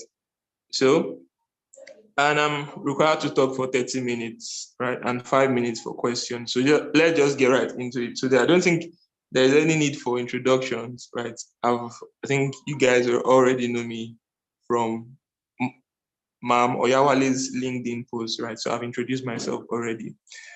So when it comes to video content creation, right? When it comes to video content creation, you should first of all know what niche you want to be posting videos about, right? So you should know exactly what niche you want to be posting videos about, right? So there are so many niches that you can post videos about. So personally, my own niche is the digital productivity niche, right? I create video content on digital productivity. I create video content on how to, teaching people how to do this, teaching people how to do that. Basically, digital productivity, how you can be productive with your smartphone and productive with your digital devices, right? So, how do you create content that build trust? And how do you create content that attract your dream client? So first of all, I'm going to be dividing it into two parts, right? So we are going to look at how to create video content that build trust. Then we are now also going to look at how to create video content that attract your dream client, right? Videos are very, very powerful, right? Videos are very, very powerful. And if you are doing online business, you want to be using more of videos on all your social media platforms, right? You want to be creating videos, you want to be uploading them on video-based platforms like YouTube, TikTok, Instagram, and every other social media platform that we have there, right? So videos help create this connection with people online, right? So you can't tell me that top influencers that you have seen online, just like the way I can see Ma'am Oyawale this evening in video, I'm very much connected with her now that I can see her face, now that I can see her in video, right? So that is the power of video, right? That connection, that, and when you see somebody in video, especially when you are watching a video of the person with your smartphone or your PC, it's much like they are in your presence, right? Just similar to when somebody is in your presence and you're talking to them. So that is the power of video. So video helps you to build this emotional connection. Helps you to remember people, right? It helps you to remember people. So how do you build trust with videos, right? How do you build trust with videos, right? There are so many ways to build trust with videos. So many ways to build trust with videos. So one way you can actually build trust with videos, is by showing up consistently, right? By showing up consistently. So if you're a kind of person that you're already used to creating videos for your brand, you're a kind of person that you're already used to, putting out video content, you should consider showing up consistently, right? So that is one, right? And as you are showing up consistently, you should be showing up with value, right? It is very, very paramount that you show up with value, right? You don't just want to show up in videos and, and you want to be showing up with value, right? You want to be showing up with value. So this is how you build trust with people. This is how you tend to build trust with people, by showing up consistently, showing up with value, right? And the videos you are creating, you are showing up in videos that help people solve a problem, right? You are showing up with videos that help people solve a problem. So, I said, basically, I create videos on digital productivity, create videos helping people to be more productive with their smartphone, with their PCs, and all of that, right? So if you are a brand out there, whatever it is that you are doing, whatever it is that you find yourself doing, you want to be showing up with value, you want to be showing up consistently, right? So now let's take a social media platform, right? Let's pick a social media platform and break down strategies on how you can build trust with people on that platform, and how you can also attract your dream clients. So let's take Instagram, for example, right? So Instagram is going to be our case study this evening, right? So, I've been posting content on Instagram for about 2 years now. I'm posting videos on Instagram for a couple of years now. So I've always been looking for a way to go viral. Sincerely, I've been looking for a way that will get so much attention on my videos, right? So initially, I didn't know what exactly to put. I didn't know exactly what exactly I should be creating content on, right? I was just posting videos. So I was looking for what my audience actually wants. I didn't know what exactly I wanted to do, and I didn't know what people on the internet actually want, right? I was just doing different things. I was just posting videos on, different things, right? At a point, I was posting skits on my Instagram page, right? I was posting skits on my Instagram page until, I got serious on the internet, right? And, I now saw that apart from posting skits, I can actually post valuable videos. I can actually post videos that help people solve a problem, right? So on this particular day, I think earlier this year, I was able to create a video, right? I created a video on how to use AI, right? I created a video on how to use AI to create videos, right? How to use AI to create videos. And boom, that was how my video went viral, right? That was how my video went viral on Instagram, right? So ever since then, I picked interest in creating videos about AI. I picked interest in, creating videos on how people can use AI to do many things on the internet, right? You can use AI to create videos. You can use AI to generate captions for your videos. You can use AI to do so many things. So I started picking interest with AI. I started talking about AI. And, people started listening. People started following me, right?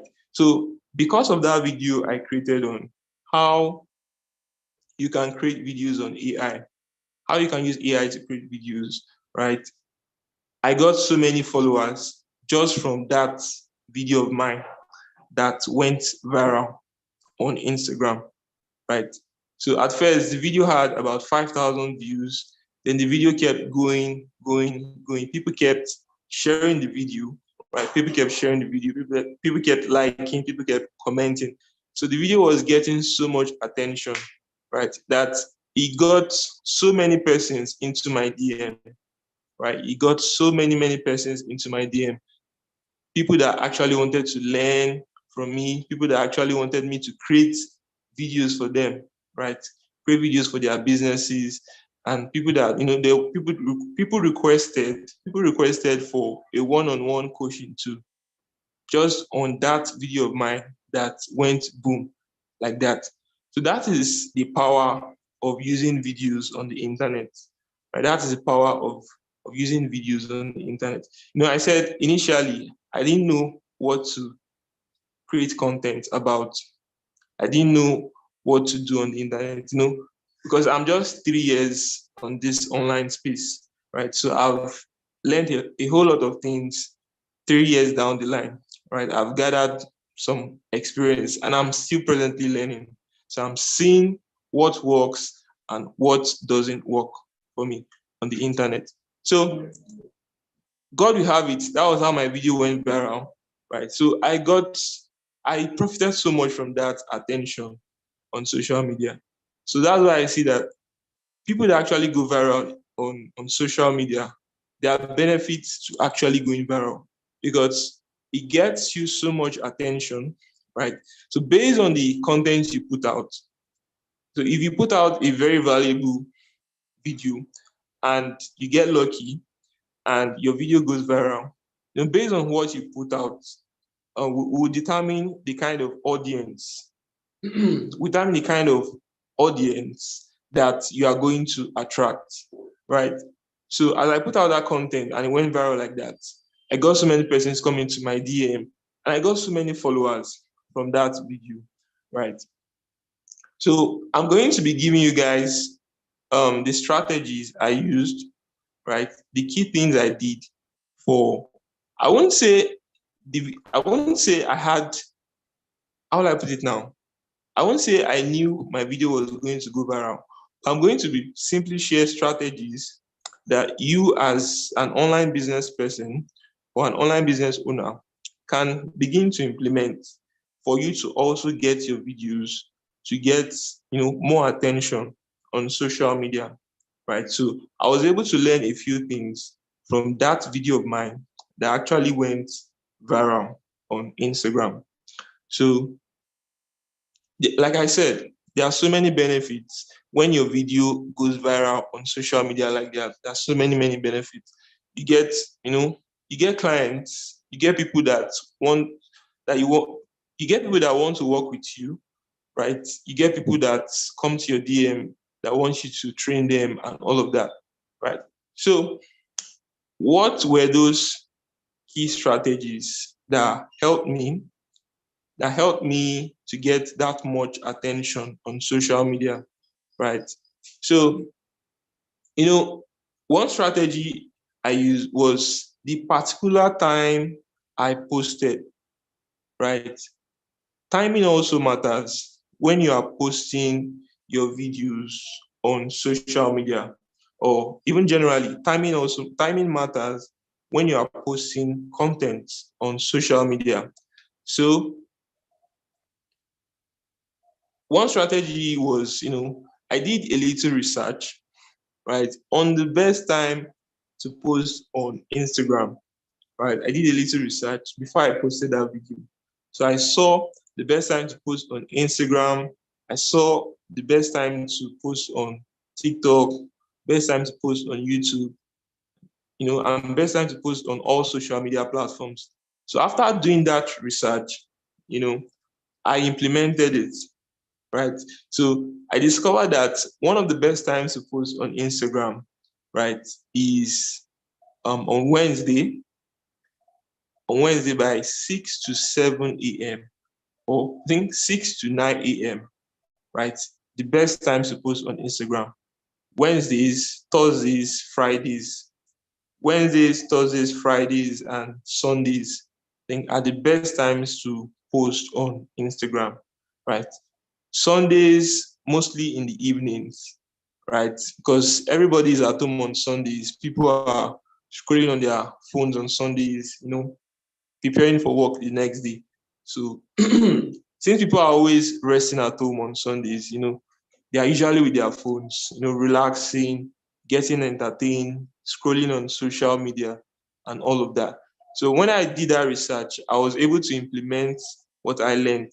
So I decided to post this video of mine on a particular Wednesday, right? So I chose that day to post my video, and I even set an alarm, right? As funny as it may sound, I set an alarm just to get up early and post that video, right? So I set an alarm for 6:30 so that I can actually meet up with that time and post exactly at 7 a.m. So after I got up from the bed, now the video was already ready. The video was already, yeah, I was done with the video. Then once it was, I think 6:30 or 7 a.m., that was when I posted this video, right? So I had this feeling that there's something special about this video because I took so much time and effort in creating that video, right? So I had this intuition that this video would be different from every other video I've posted.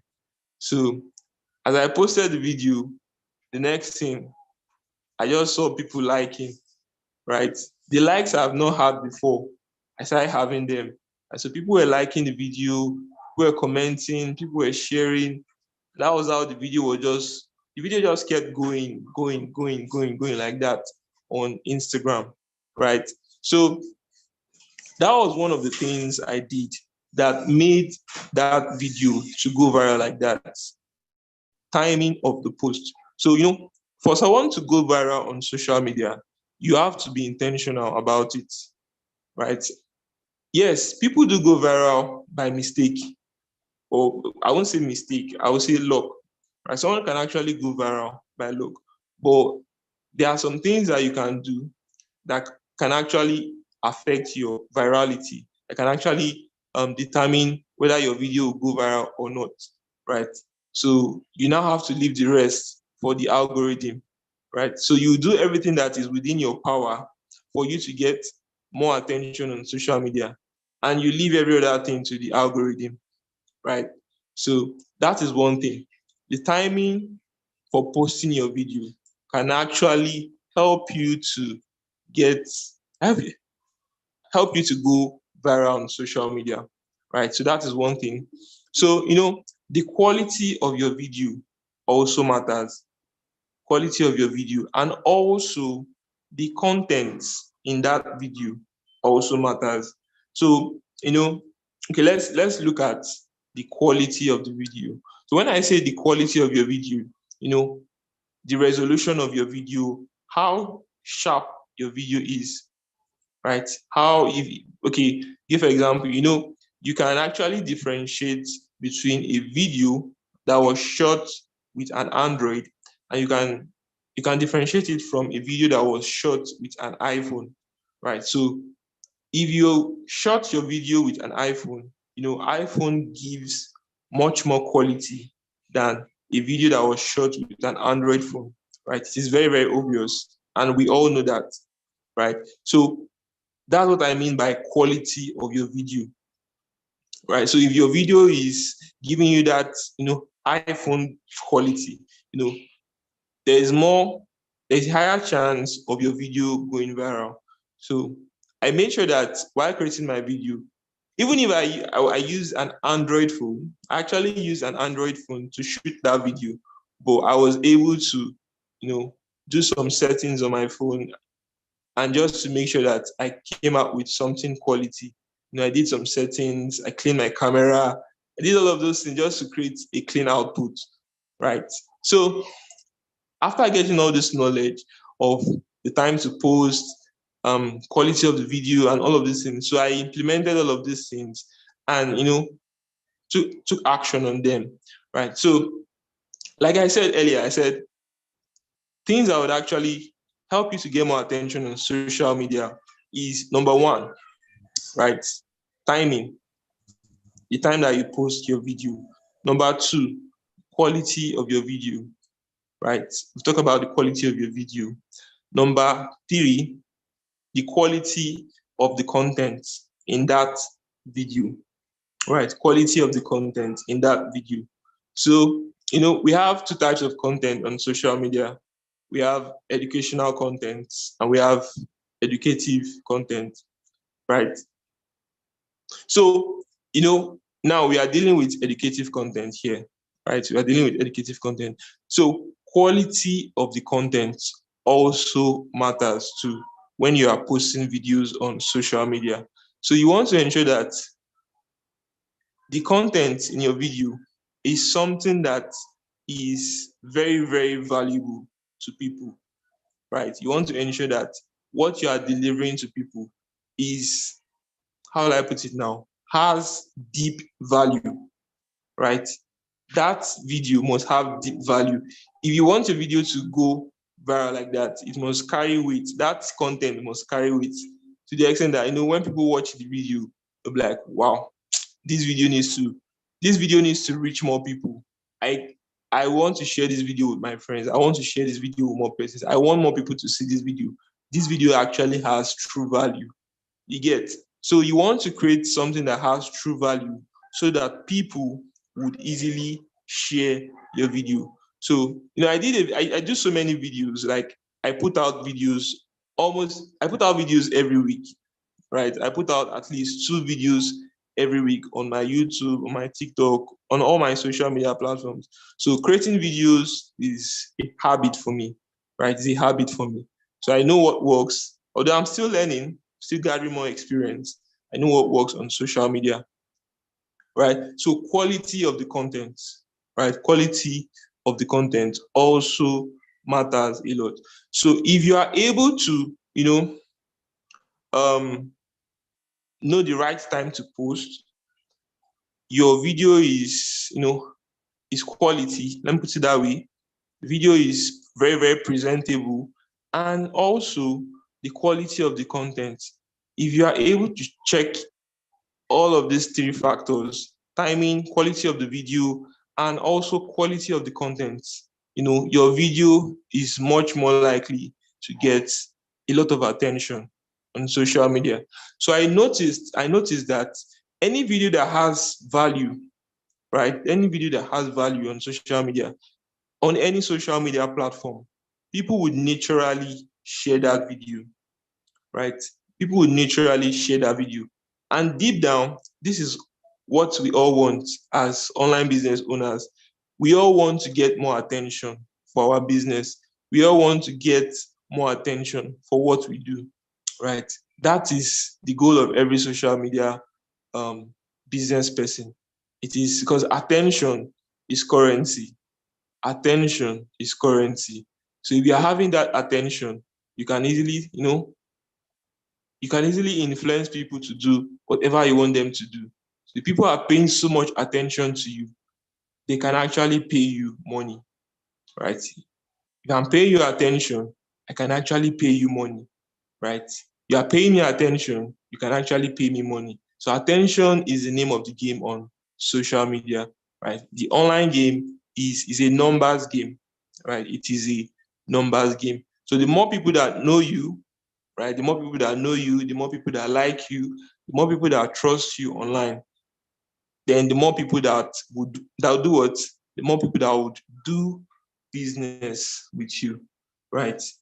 So timing, quality of the video, and also quality content that you want to be posting on social media. And I earlier said that consistency also matters when you are creating videos, right? Let me just say, I've mastered consistency. It's something that is already part of me, right? It's so much part of me, right? To the extent that if I don't create a video in a particular week, I don't feel good that week, right? I don't feel good that week. I don't feel comfortable when I don't create something in a particular week. So I'm always looking at creating something, right? Creating something and putting content out on social media, right? You must know the niche that okay. So you must know the niche that you are passionate about. You must know the niche that you want to be putting out content on.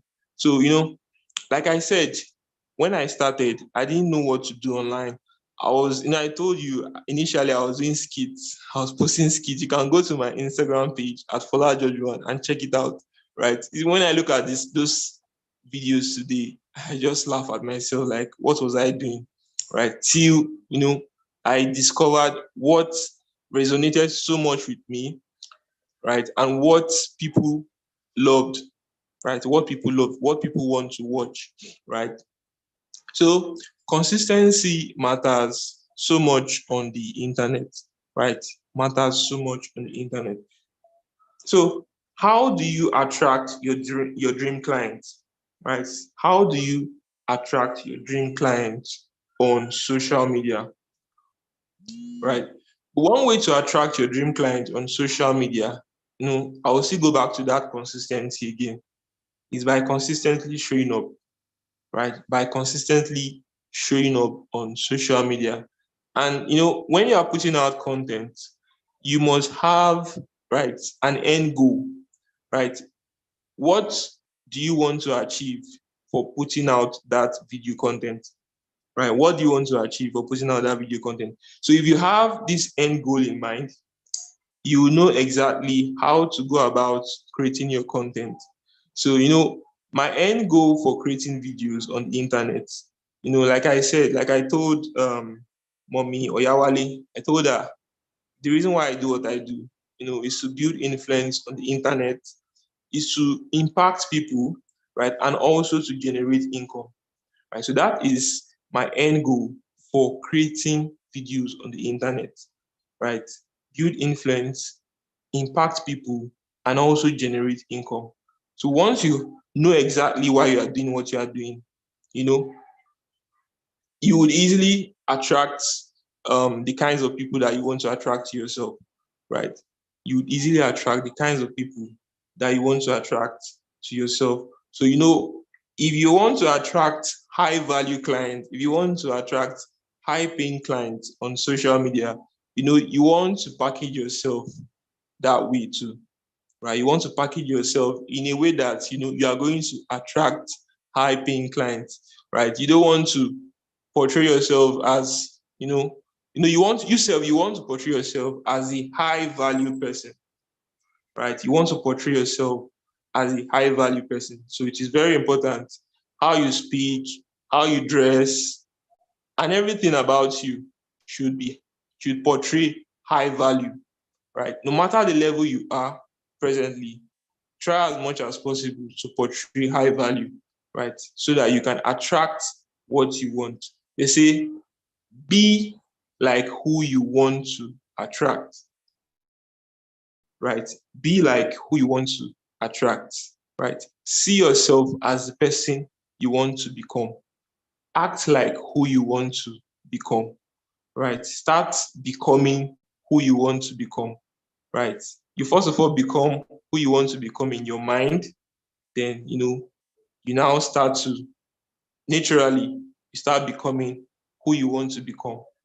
Naturally, you start attracting who, you attract who you are, right? You attract who you are.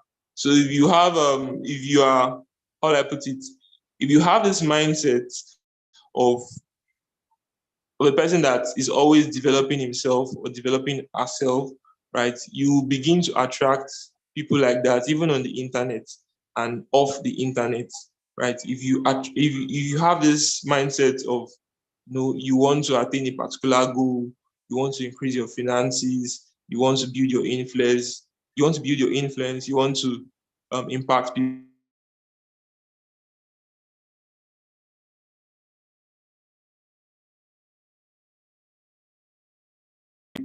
Naturally, those are the kind.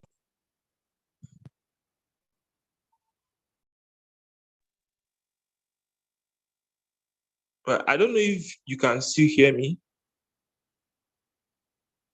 We can hear you, but the network is fluctuating. You said? It's breaking, but we could still hear you. Okay. Let me just change my location so that you guys can hear me better. All right.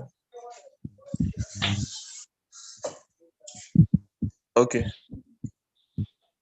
Can you hear me better now? Yeah, it's better now. It's better now. Very, very better. Okay. All right. So I just came outside now so that network is better outside. So, like I was saying, I said the kind of person you are becoming is the kind of people you are going to attract. So, I said if you want to attract people that are building their influence, if you want to attract people that are impacting people online, and if you want to attract people that are also doing what, that are also, they want to increase their finances, you have to start becoming such a person, right? You have to start becoming such a person. So I don't know if I have exhausted my 30 minutes. Okay, so I think I even got a message from mommy. She said I should start rounding up. So I'm going to round up now and just take a few questions. So guys, if you have any questions so far from everything I have said, feel free to ask your questions. Feel free to ask your questions.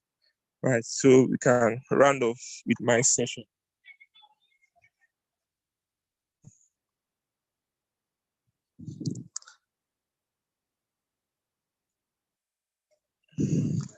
No questions? Okay, I have a question. Okay, I'm all yours.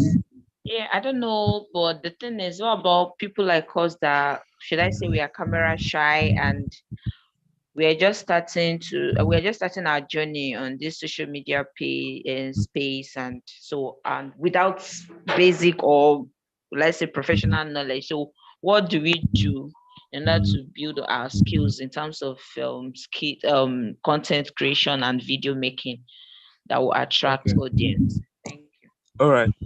So cool. That's a very, very good question.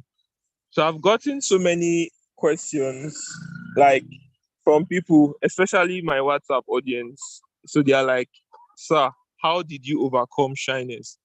Right? Sir, when did you start creating videos? How were you able to appear confident in front of the camera? Right? To the extent that I've created more than one video addressing that problem. Right? If you go to my TikTok at Fola, you will see a couple of videos like that. I even posted a video on my WhatsApp status yesterday addressing that shyness. Right? I've even written write-ups on my WhatsApp status just to help people that have this problem of shyness, have this problem of camera shyness. So the solution I actually preferred was, if you are a camera shy person, right? If you're a camera shy person, okay, I'm going to say exactly what I said on my WhatsApp status. So what I said was, you just have to start, right? You just have to start. So what you should do is this: create a video, right?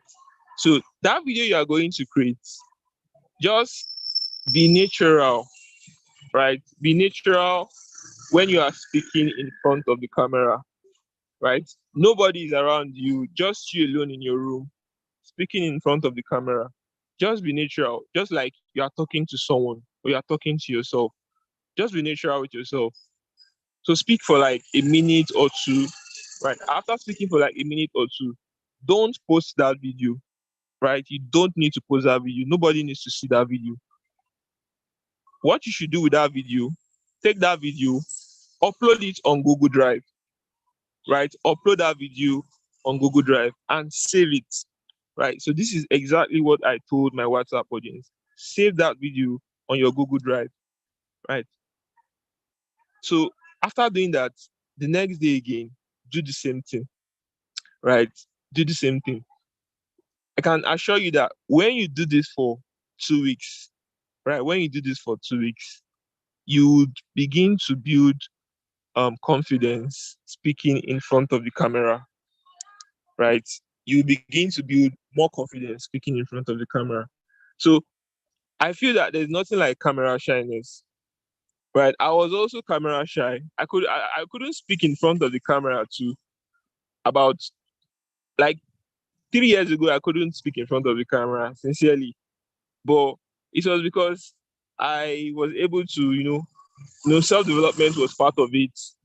Doing it consistently also helped me to improve how I spoke in front of the camera and not to be camera shy.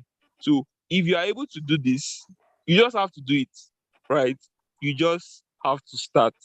So when you pick up the camera, speak in front of the camera. That first video that you created, just upload it on Google Drive and forget it on Google Drive, so that when you have now mastered how to speak in front of the camera, right? When you master it, you can now also tell people your story of how you started, right? So you will now look back at your first set of videos and, let's say 2 years or 1 year down the line, when you have now overcome that camera shyness, when you have now mastered how to speak in front of the camera, you can now tell people your story of how you started, and you can even show your video to people of how you started. Fola, are you done with our questions? Yes, ma. Yes, ma. I'm done. Okay. Thank you so much for your time. You are highly appreciated. I know you didn't start on time and you would have been able to do more. But for you to be able to get in touch with our people, can you please share your contact details through the chat box so they can reach out to you if they have further questions? Because we won't be able to take more than we have because of the time issue. So please type your details in the chat box so our people can reach out to you. God bless you, and thanks so much for wholeheartedly doing this. We bless the Lord for your life, and we pray that everything you touch will turn to good. Thank you so much, and have a fantastic Sunday evening. Bye. Thank you very much for having me. Just give me some minutes and we'll be done. So I want to quickly talk about how I resolved my validation issues as a freelance writer. But whatever it is I want to share now applies to any other profession, whether you are an accountant, you are a clerk, whatever it is you do, it's the same principles that work. And I would like to start by saying that if you need validation from your clients as a freelance writer, you are in deep shit, sorry. Deep shit, because what will come from them might be negative, it might be positive, it can also be both. Okay, so thank you, Mr. Fola. That is what Florence says. Then Ogosha also says, Fola, thank you, we appreciate you. God bless you, Fola George. So he's dropped his WhatsApp contact. Please do get in touch with him. He knows his onions and will definitely help you through your video journey. Okay, so if you're waiting for a client to validate you as a freelance writer, you are in deep shit, like I said. Like when I got into freelance writing, negative feedback used to cripple me, but not anymore. I look at it as a learning experience because I no longer attach my worth to my work. You know, when you attach your worth to your work, it causes a whole lot of issues. So I no longer do that. Fola George says, thank you for having me, ma'am. Thank you for having me, everyone. Thank you too for coming. We appreciate you. We love you in the House of Wisdom. So I no longer attach my worth to my work because when you do, it causes a whole lot of issues. Now, no matter what happens to my work, I'm still worthy, as I believe Jesus Christ paid the price for me on the cross of Calvary. And because of this supreme sacrifice, I'm able to do stuff and run my freelance writing business without fear of negative feedback. For instance, if you have validation issues, you won't even be able to send cold emails because sending cold emails is tricky. Sending cold emails is hard. You can send like 100 and only 2 or 3 will respond. And so you need to feel validated within yourself instead of waiting for people to validate you. And so nowadays I am free to the extent that I can try all stuff. I don't really care if you answer, it doesn't matter. My own is these are the tasks I want to do and I will go ahead and do them. And I also believe that negative feedback is part of our trade. It comes with the territory and it's a pathway to learning and becoming better. Having said that, let me share my personal story. And I'll start by saying last year, I was watching a video where Bishop Jakes was handing over the torch of Woman Thou Art Loose to Sarah Jakes Roberts, his daughter. And he was going to become Woman Evolved, from WTAL to Woman Evolved. Now, Woman Evolved was Sarah's program, but the father merged it because he wanted to hand over that part of the ministry to her. And you know, throughout his speech, he kept saying, "You are enough." He kept saying, "You are enough" to the girl. He kept saying, "You are enough." And that day, I won't lie to you, I cried. Because I never had a father say that to me. I wept. I cried as in like a baby. I even wrote it on LinkedIn because I like to be transparent about my journey.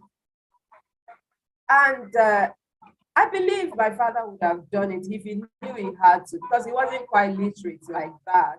But I did learn reading through the books he had in the house, although the books were in our local language, Yoruba. And so he didn't know, so he didn't do that. And so I felt not validated as a child, and it grew into adulthood. And I started seeking validation everywhere I could find it. I started seeking it from friends, from clients, from social media, and it wasn't there because you cannot be validated on those channels, through those channels. It's not possible. Like in the build up to this talk, I read about a 19-year-old girl. I think her name is Chloe Davidson. She was 19 at the time. And when her parents were interviewed, they said she was obsessed with social media and she hanged herself because she didn't have likes on her social media. She was seeking validation. And that is why those in the singles hangout community, they know I've been talking about this. If you are a parent, validate your children every day. Because even in singles hangout community, I shared a video there that said that a guy was talking. I said he had a 1-year-old daughter, and every day he tells the girl, "You are beautiful. Your nose is beautiful. I'm proud to be your father. I love your eyes." Wow. Why is the guy doing that? Because he knows that he needs to instill confidence in his girl, so that one guy coming from somewhere will not come and whisper some sweet nothings into her ear and get her off track in life. And so even as aspiring parents, let's learn to validate more. Because when we do not validate in childhood, the child grows up broken and will start seeking that validation from everywhere. Just imagine a 19-year-old. According to the news I read, that was in 2020, she was an aspiring model and she would take selfies. She always wanted to have a lot of likes. And because she didn't have likes on Instagram, before her parents came from wherever they went, she had hung herself in her room. They found her body. And so this validation issue, we have to deal with it. If your parents, because I realized that there are two ways out. Self-partnering is when you wake up and tell yourself, "I am enough. I can do this from my mistakes. I'm better than I was yesterday. I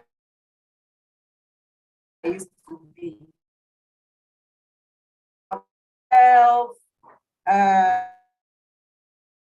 Self-parenting, yeah, because parents didn't do that. You are now parenting yourself. And there's also God parenting. And that God parenting, and you start reading from verses like first special possession. What else do you need? When the creator of heaven and earth has told you. And so those are the things that helped me to overcome my validation issues. And one thing I've also come to realize, even from dealing with clients, is that what people say about you is usually a projection of what they are. Yes, I won't lie to you. And and you are like, I've got some project. So let's handle it. Let's complete it so I can move to another. The next minute, you hear them tell you, you are wasting time on the project, which means they are projecting on you.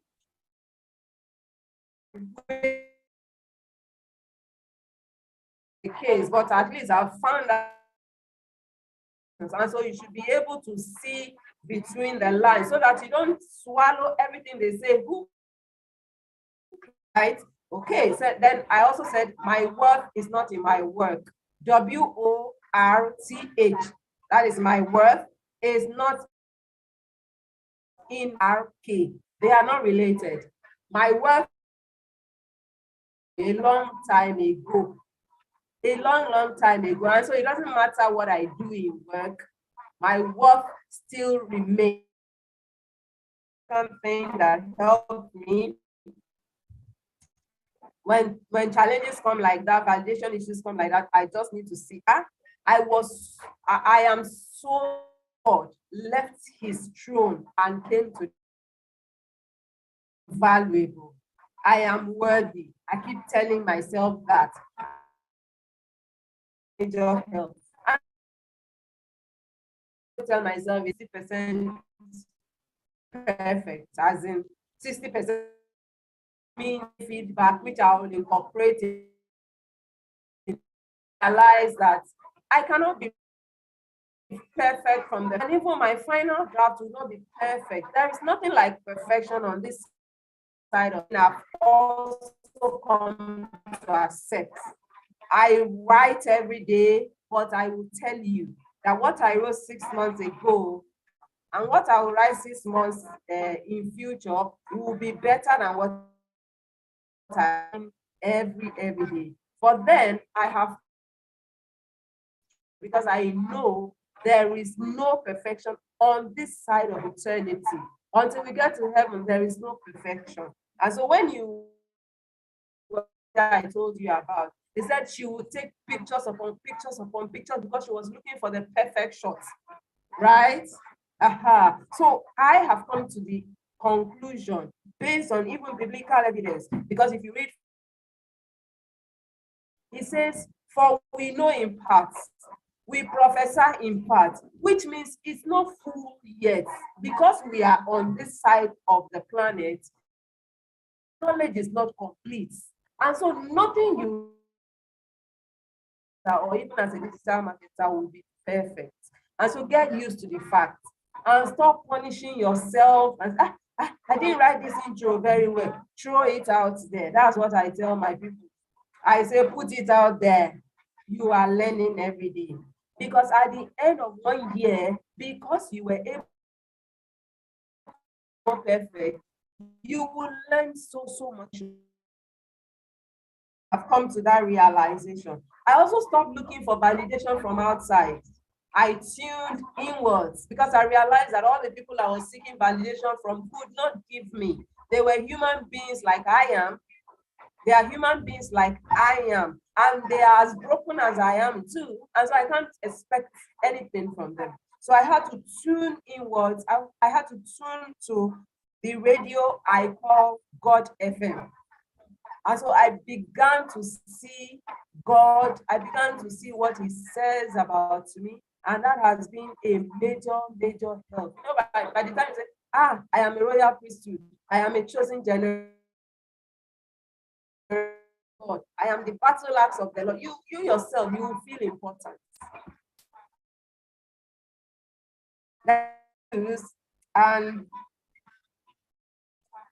And so I will say that we should really work on our self-esteem. It's a lack of self-esteem. It's a lack of self-esteem. And so we need to really work on that. And I do that on a daily basis. I tell myself, you are this, you are that, you are. Have an affirmation that you read to yourself every day to build your self-confidence. If you don't have it in this business, you are going to face a whole lot of shit because the clients out there. I would like to you. I have experienced some shitty clients out there. And you've got to have your self-esteem intact. Otherwise, they will get you out of business. What they will even say will make you say, I know they do again. I know they do again. But one thing I'll tell you, as Romans 3 verse 4 says, let all men God, the true person. And so what they say does not matter. Sit down and ask yourself, who am I? Am I the kind of person they are saying I am? If I'm not, if I know I am not, then I am not bothered. You know, we have to get to the point where we are comfortable in our own skin. Like this morning, I shared on the DMM platform a video by a lady called Bria Jones, and she was talking about subscribers on YouTube, and she said she did a major to herself.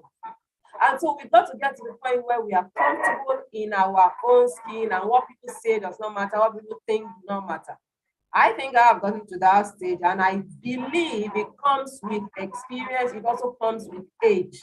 Yes, it does come with the age too. And so you've got to be true to yourself. As long as God is happy and I am happy with myself, I beg. I don't bloody care what anybody says. I don't bloody care what anybody thinks. God and me, once those two entities are happy, I am happy. That is the honest truth. And so you've got to get, but you cannot get to that point until you know yourself. You've got to know who you are. It is when you don't know who you are that you will be on a people-pleasing journey. What do I call people-pleasing? You want to be saying yes or yes to everybody. I get it. And to the detriment of your own self. And so you've got to be true to yourself. Be true to yourself. But you can never be true to yourself until you know who you are. And you can only know who you are when you lose yourself to God. I have this quote that I once shared on my WhatsApp newsletter that said that for you to know yourself, you've got to lose yourself to a greater power. For me, that power is God. I don't know about other people, but I lost myself in God and I found myself again. That was when I really discovered who I was, who God made me to be, who God wants me to be. And so by the time you know who God wants you to be, who God made you to be, you will seek less validation, because then you are validated in God. You have your being in God. You have your everything in God. It matters, please. And so let's get to that point where we are not seeking for attention. Have you realized that there are some people that they are seeking attention everywhere and they will do anything to get it? They will do anything to get attention. I have heard of people who hurt themselves. Maybe they cut themselves with a knife just for people to pay attention to them because they lacked it as children. They didn't have it in childhood. And so we must get to that point where we say, okay, my parents didn't do this. I can do it for myself with the help of God. And for me, that was the solution. That was how I got out of that mess. Otherwise, I wouldn't even be doing this business today because validation was a major issue. I will send a work to a client and I'm already crippled, as in I'm like, hey, will you accept it? No, I don't even bloody care. Because I know that whatever feedback they are sending back is for me to make the work better, right? And so it's a learning process. So if you are watching this, if you are listening to this and you have a validation issue as a writer or as a digital marketer, whatever it is, I tell you, this validation issue, I have met people that they have written, but they cannot share it because they are so crippled by this self-doubt. They are like, hey, I don't know what people will think if I share it. If people know me now, I will write and I will be sharing like yesterday I wrote how many pieces said. I think I wrote like 5 pieces and I was sharing because I've dealt with it. You need to also deal with it. If you do not, it will cripple you to the extent that in your head, you will be hearing voices telling you cannot. And because of those voices, you will just cripple yourself and be there. Like the video I talked about, the lady said, when she hit 200K followers, she was almost like calling herself dumb because she had thought of giving up at a point. Because her videos weren't being watched, she wasn't having a large traction. So, but today she's thankful that she didn't give up then. So if you also have that kind of issue that I'm talking about, please go to the Bible, run to God. Validation is in God. And also validate yourself. wake up and tell, like that post I told you I wrote on LinkedIn. Oh, LinkedIn people are so supportive. I'm so grateful I'm on that platform. Many of them were like, Iyabo, look in the mirror. What do you see? You are enough. You can do this. You know, you need to affirm yourself. Stop waiting for people to do it for you. Nobody will. Nobody, even House of Wisdom that we are doing, nobody will validate yourself. It has taken us 10 editions to get the attention of some people. And it will still take us maybe 100 editions for some people to even see that we are here. That is people for you. But when you are deeply rooted in God, what people do does not matter. It doesn't matter. And so for me, that has been the way out. I don't know if we have questions or if you want to reach out to us in the House of Wisdom, because House of Wisdom is the organizer of this program. And so you can reach us on 0803 356 4055. The number once again is 0803 356 4055.